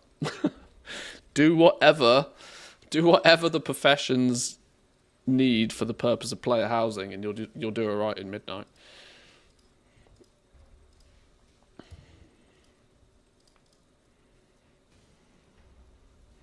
What are we missing from here? Bolts. Always missing flipping bolts. Handfuls of bismuth bolts every time. Whoa, I don't think I need to be making Q3s though, mind.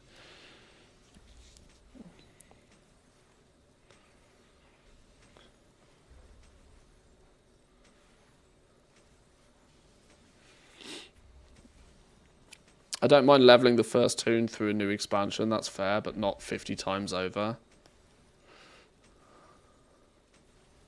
I mean, when you think about the fact that there were players in the War Within that had 18 level 80 characters in basically the first day, right? Like, leveling can be so heavily just gamified if you really want to.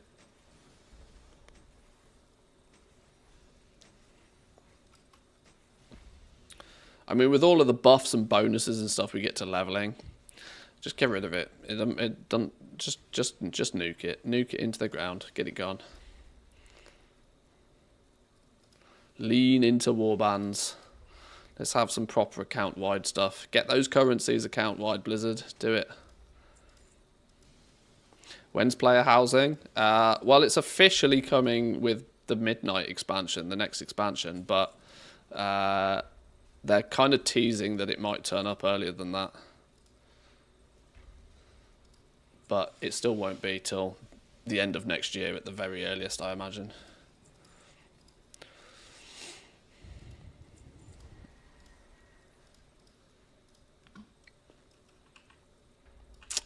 Do I try and burn concentration with engineering? Probably not much to do with engineering, is there? Didn't we find jumper cables were a viable option today? Where did they go? They're not called jumper cables. Oh, they are convincingly realistic jumper cables. That's why I can't find them. It's got a funny name. Yeah, that'll do. Go. Oh, I've not got no gears again. Whoa, it uses 2 whimsical wirings. Hang on. Let's make some more of those.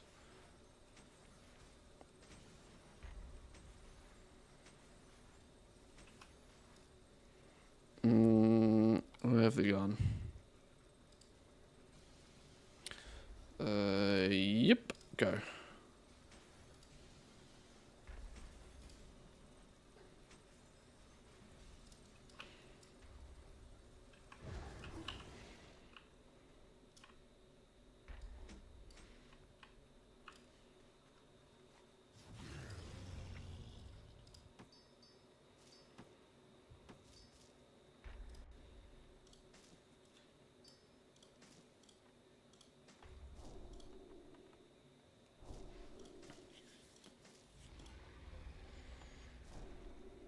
Any goodies? Not really. A few good mats though.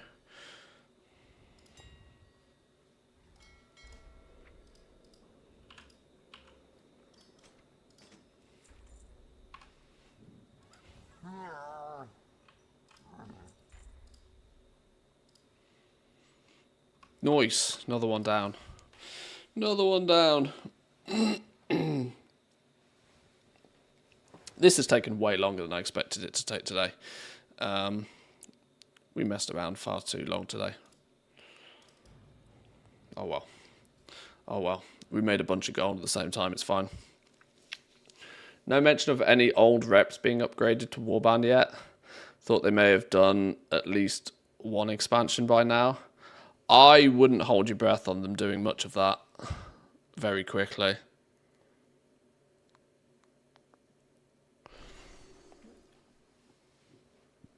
I don't think it's that high on their priority list. If I was a fly on the wall at Blizzard right now, I would expect to see a lot of people frantically running around, desperately trying to make sure that there is some new content coming out every 8 weeks. That's the feeling I kind of get from the whole thing. Now that they've committed to like a regular content cadence, I think there'll be quite a while, and I think most of Dragonflight showed this, that they're slowly getting better at it. They're slowly figuring out that, you know, they're not totally chasing their tails anymore. But it probably means that their focus is always on, got to be something new, you know, round the corner. Got to be something new, got to be something new, got to be something new. And it's only when they figure that routine out and they get good at it that they might start putting more focus on, like, fixing the shit they left behind them.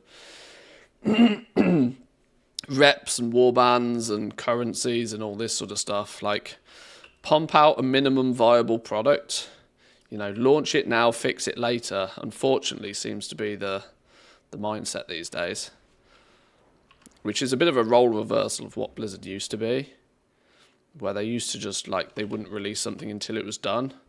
But that also had problems in that we'd go 6 months with nothing. So I'm kind of glad we don't go 6 months with nothing now. I would actually take more regular content over them sort of, like, fixing the old stuff. Like, as frustrating as it can be, I think it is the lesser of two evils. Give me more new stuff to play with more frequently, and I can kind of forgive the fact that not everything comes out totally polished.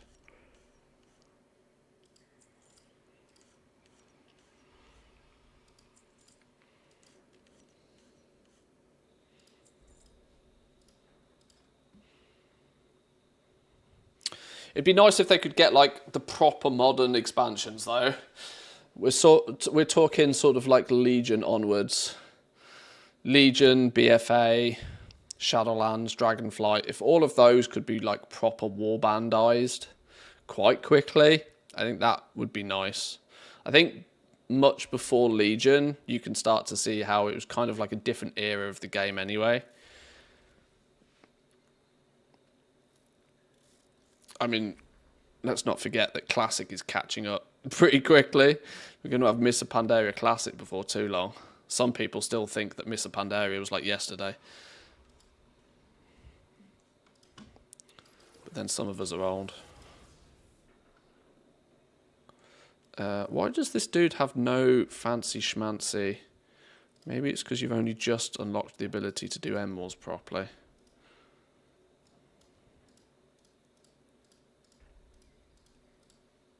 Mirror powder still? Money on mirror powders? Just. Why am I not as good at crafting these as I am on some other tunes? What's going on here? What are we missing? Nothing, we're just behind. It's fine.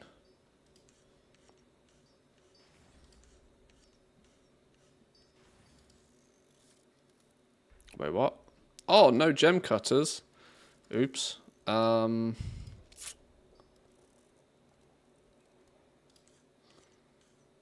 way these are money right now.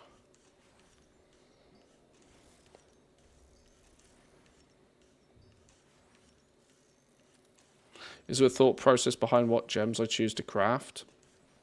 I mostly... Now, this is not strictly based on maths or science, but when I'm leveling my jewel crafters, when I'm getting knowledge points, I'll usually choose to fill... I mean, 50 points in gem cutting is absolutely the first thing you do. But from that point on, I tend to spend all of my points in just one color node.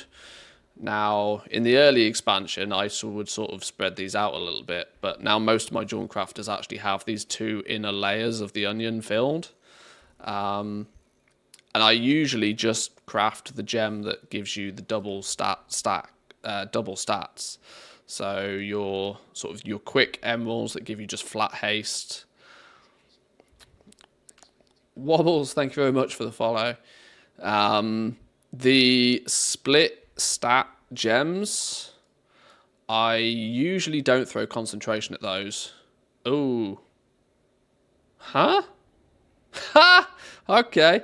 I've not thought about that for an awful long time. Holy. My sub expired.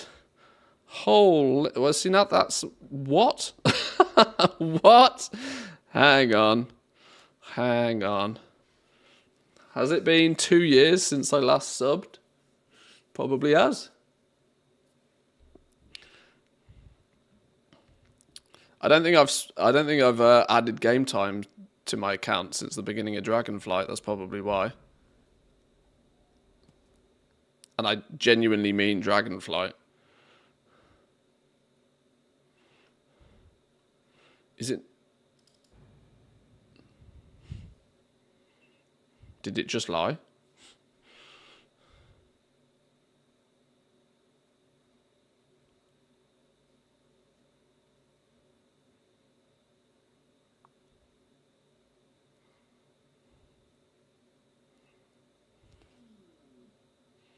What's going on?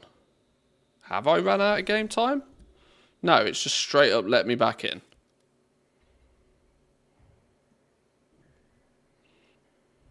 Okay. Many confuse. Many confuse.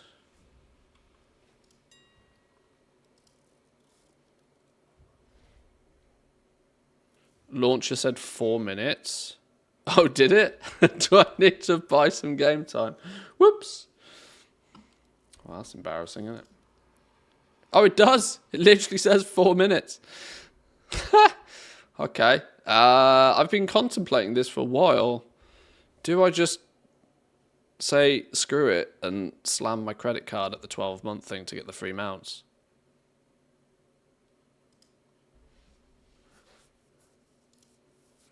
What's the 12-month sub thing at the moment?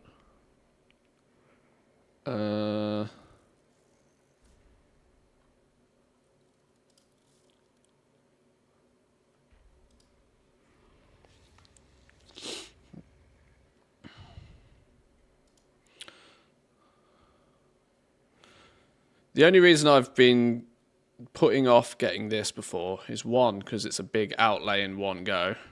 I don't really want to spend $130 if I'm going to be honest, but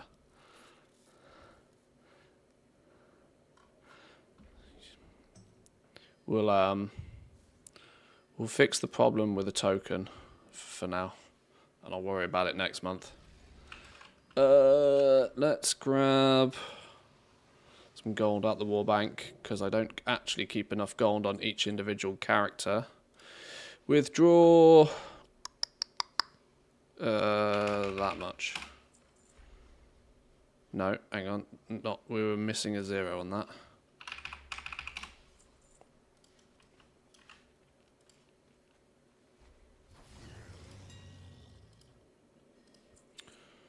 Right, problem solved.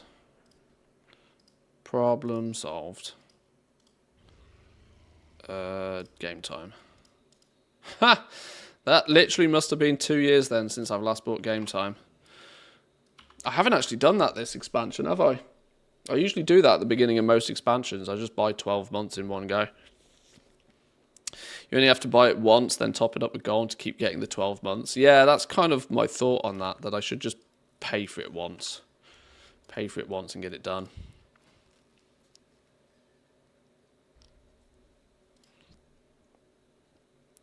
If you make money by streaming WoW, wouldn't you just buy the subscription? That's a work-related expense right off tax times. Yeah, I can do all of that. But I would still rather pay for it with gold, if I'm honest, because then it doesn't cost me anything.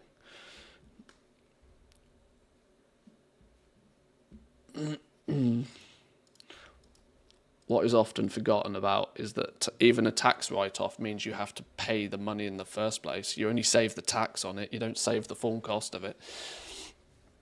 If I can pay for the game with gold, I might as well. What was I saying? I was talking about gems, wasn't I? Yeah, I basically only cut the main stat gems, the double stat variations.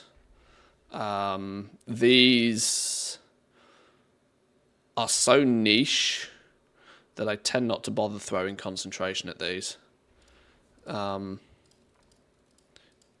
I'll either throw concentration at the main stat ones or occasionally the blasphemite cuts, but rarely the double stat ones. So, but that's just my preference. You can, I should tell you the proper way to actually decide is to just do a recipe scan. If you do a recipe scan, Craft Sim will simulate every single gem and just tell you which one makes you the most gold from your concentration. And in theory, you should craft that one. But doing a craft scan every time is too much like hard work, so I often just pick one of 4 and go with it.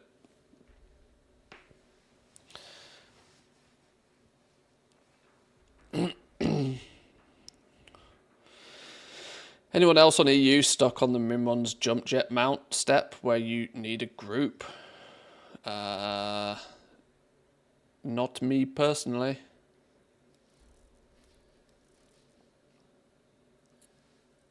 So here, for example, after that little recipe scan, you can see Masterful Onyx is technically the best use of your concentration right now, as it can generate 7 gold per point of concentration. But there are a couple of other gems that are pretty close to that, and surprise, surprise, they're all the main stat gems because they are the best sellers.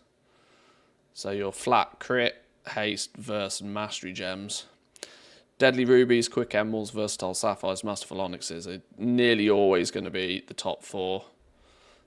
Blasphemite gems will pop up there occasionally, and you can see the split stat gems are usually not as lucrative.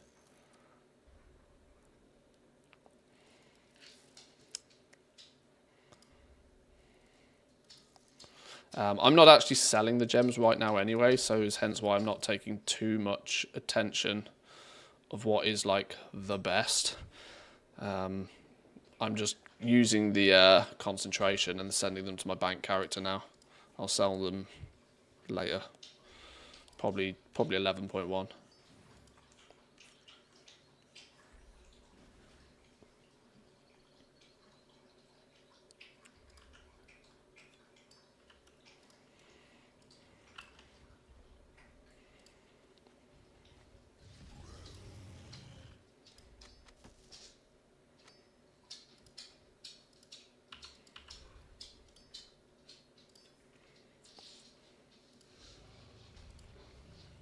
Oh, I've used my war... Is that my war bank? Oh, it is.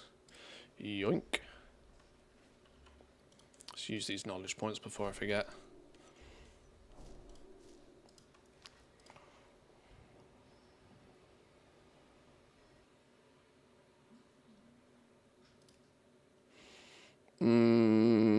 Apart from a few... Oh yeah, I'm going to have jewel crafting to do on a few of these tunes, aren't I? I said I was going to leave the enchanting ones till tomorrow in case rings go burr. If rings go burr, I want to have 20,000 concentration ready to throw at something.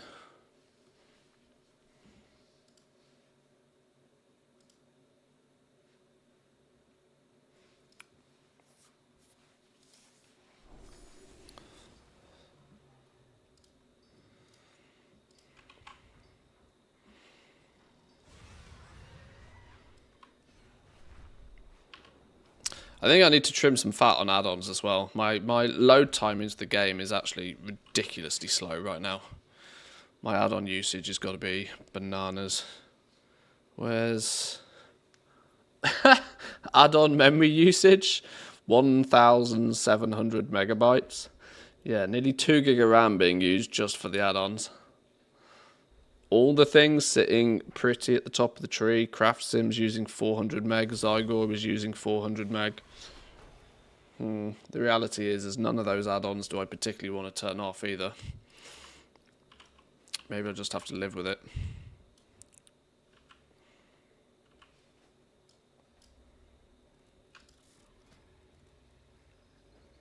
Oh yeah, these are the tunes that have still only got green tools. Ooh, gross. Well, 700 artisans acuity is not enough to stop them being green. We need 900, don't we? Maybe next week.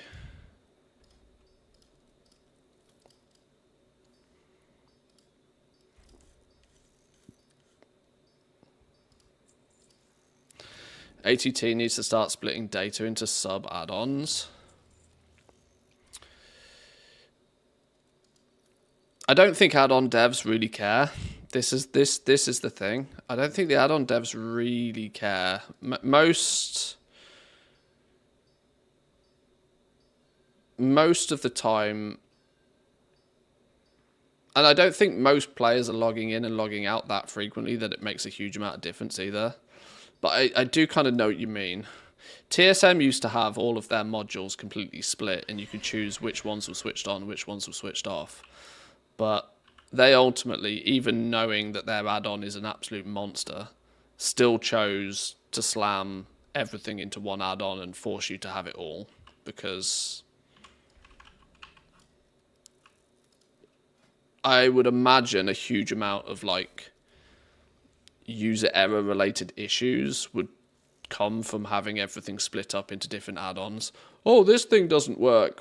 Have you switched it on? Oh, no, I haven't. You know, that sort of annoyance where it's just having one add-on, you've either got it or you haven't, kind of is a somewhat understandable approach from these add-on devs.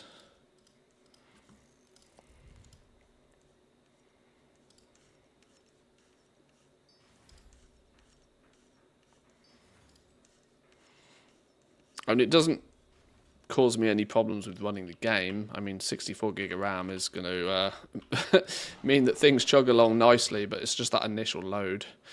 That initial load time on all those add-ons causes my frame rate to tank for the first 20 seconds of logging in, which sometimes gets annoying.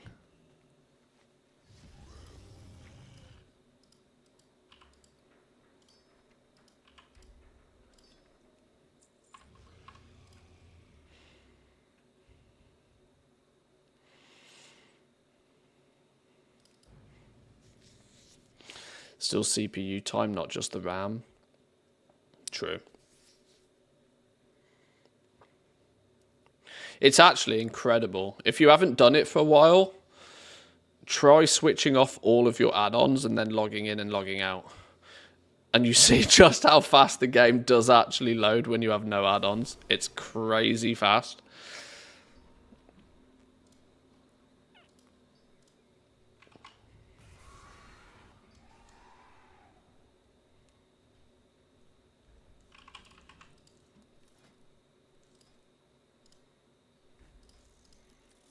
You kind of just get somewhat used to the slower loading times.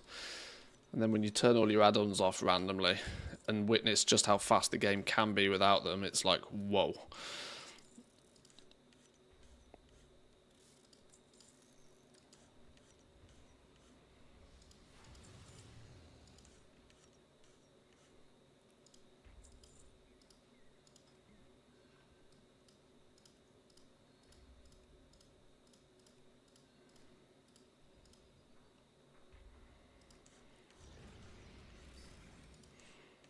Can I get 3 or 4 crafts? Oh, I haven't got top tier tools. I mean, I only get 3 crafts.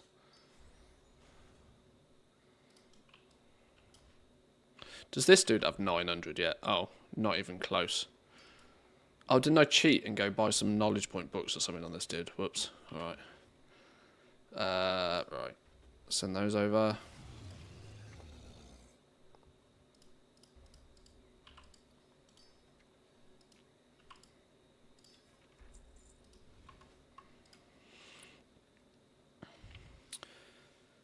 Memory leak issue while crafting is way more than 2 gig of RAM. I don't know where I read this, but I have a sneaky suspicion that in the next patch they have fixed the memory leak. Don't quote me on that though.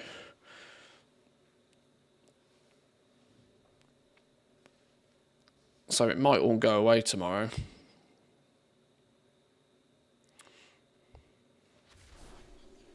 Oh, it was that random ass Reddit thread, wasn't it? Of that guy that has a friend of a friend of a friend situation. So yeah, it's one of those where I'll believe it when I see it. But somebody somewhere has had it on good authority that they fixed it. But I'm also not convinced.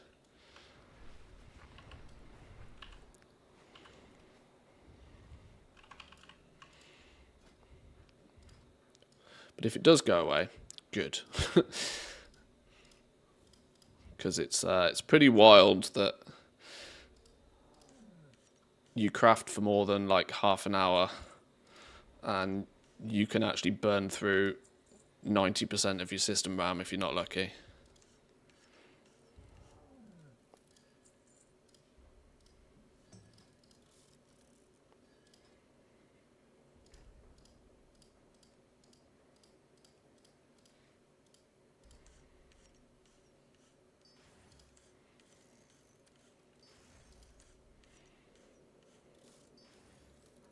Oh wait, did I get Oh, I got an ingenuity proc.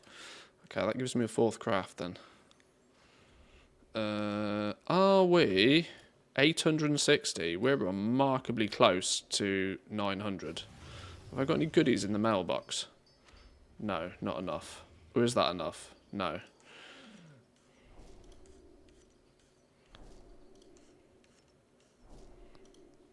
£15 short. Well, then that means next week we can get our 3 bits of profession gear on this dude as well. I mean, I could probably do it if I went and farmed some treasures or did some extracurricular activity here, but I'd rather just wait till it happens naturally.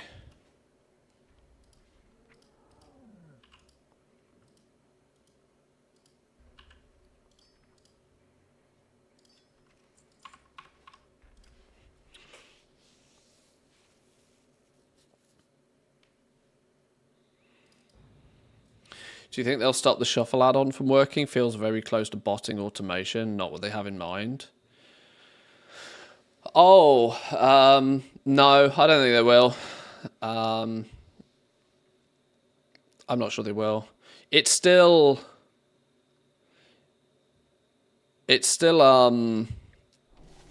can only use materials that are already in your bags. It can't pull and it can't do pretty stacking on warband stuff, which I think might have been where they might have drawn the line. I think it's pretty much fine in what it does, honestly. Oh wait, hang on, this was the tailor dude that was scuffed, wasn't it? Oh right, well this dude's actually finished then. And yeah, this dude's actually finished. Woohoo! Okay, right. That was not quick and that was not fast. That was far too long of me tinkering and playing around. But at least it means tomorrow we have less concentration to burn. Let me then check the bank character.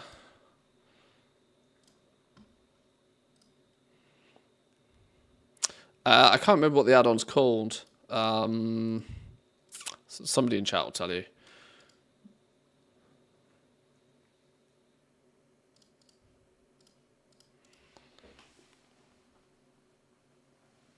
Gather something. Can't remember what it is. No BFA shenanigans today. Maybe later. I went into this thinking that I'd quickly cycle through my characters, get some patron orders done, burn some concentration, and then get back to BFA stuff. But as it turns out, that whole adventure took me way longer than it probably should have done.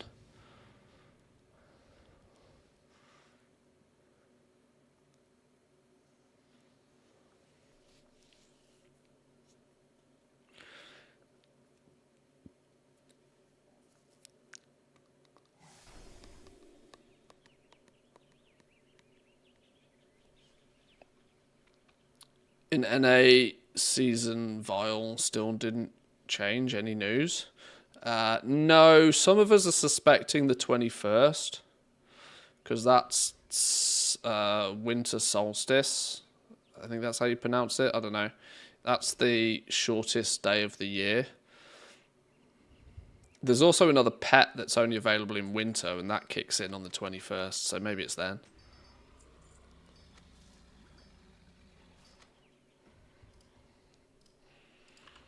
Right, that's a bunch of goodies then.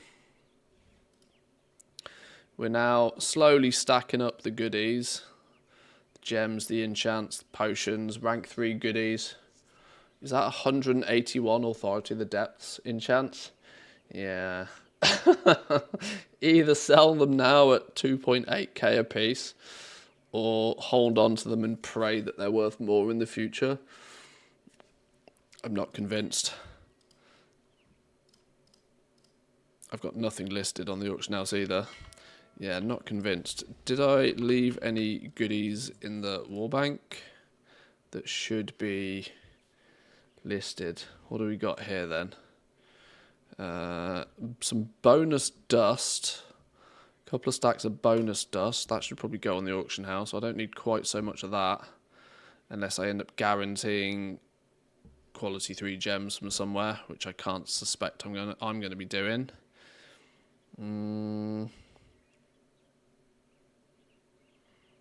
These things can just be sold. Loads of those. Isn't the 4 versions of those? Oh, the 4th one's buy on pickup. Yeah, okay.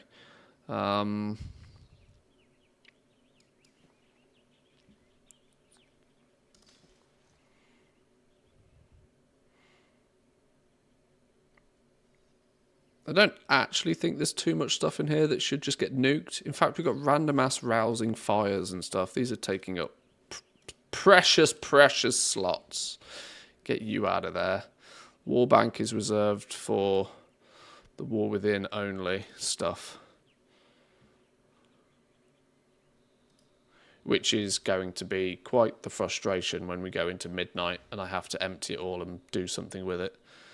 But as it stands, the war within only stuff.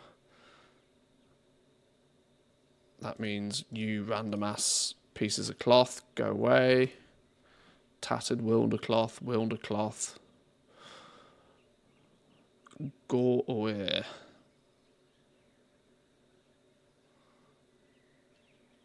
What are these? Dragon Isles, Zandalari.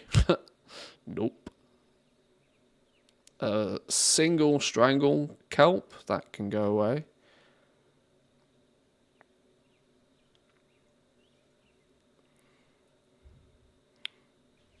Frozen orb. Lucky charm. All of this sort of stuff can go away. Oh, magmotes will kind of leave in there. I need 1 billion of those for that stupid snail. If I keep seeing those, it might remind me to go farm that at some point.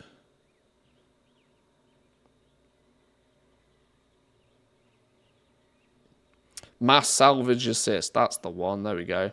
It didn't have the word gathering at all, did it? I must have made that up. Oh, hello. What are these? Random old school enchanting mats. See you later. Don't need any of this business. See, here was me thinking I might need to buy the 5th tab. Not if I actually just clean up the place. We got nearly 60 tabs free, look. Nearly 60 inventory slots free. Just by doing a bit of a spring clean. All of this I'll just throw on the auction house and sell it. No need to keep it lying about. The storage, the auction house is my storage of all past expansion stuff. I just can't extract it from that storage without spending some gold. But I get gold by putting it in the bank, so. Right, that'll do. That seems relatively clean and tidy. Put that stuff on the auction house, and then we'll pretend it doesn't exist ever again. What was our war bank total looking like? 30, wow. 36 million gold. We take that. Oh, why is my screen crashing? Encoder overload.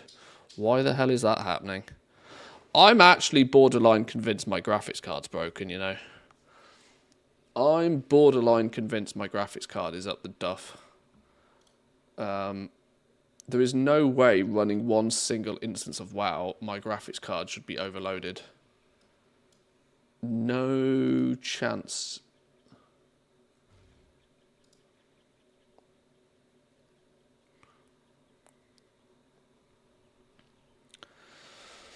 I have no idea why nearly 6 gig of my graphics card memory is being used.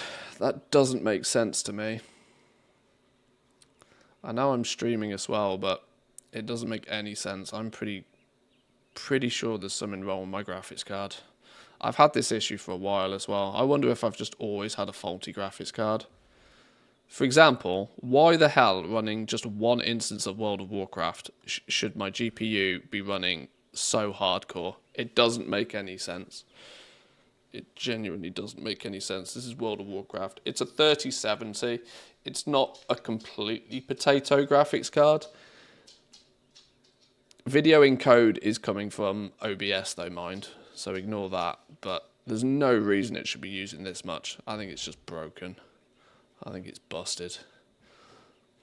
Or at least I'm going to tell myself that, as it's a good excuse to buy a new one when they release the new ones.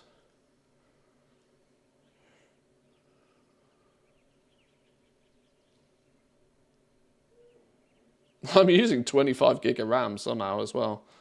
How's that possible? World of Warcraft is using 6. Okay, Google Chrome is using 4. Sure, okay. Whatever. Right, boys and girls, I'm going to leave it there for today. We're not going to do anything too ridiculous, too stressful today. We've got a big day tomorrow. Patches come in. Team NA, is Team NA down for maintenance yet? It's probably soon, if not already, right? Your Siren Isle should turn up at some point later.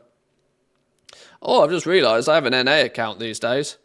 There's no reason that we couldn't go play the Siren Isle on Team NA later this evening when it turns up. See how buggy it is before it gets hotfixed for Team EU tomorrow. Oh, we'll see. We'll see. We've got a busy day tomorrow either way. Boys and girls, thank you all for stopping by. We'll be back tomorrow. New patch, new zone to explore, new BFA meta achievement to chunk our way through. We'll actually be able to see just how much progress we have on that properly tomorrow, which will be cool. Yeah, come say hi on the Discord if you're not already there. Come join in with the fun and activities tomorrow. Have a wonderful rest of the day. I'll see you all next time. Peace.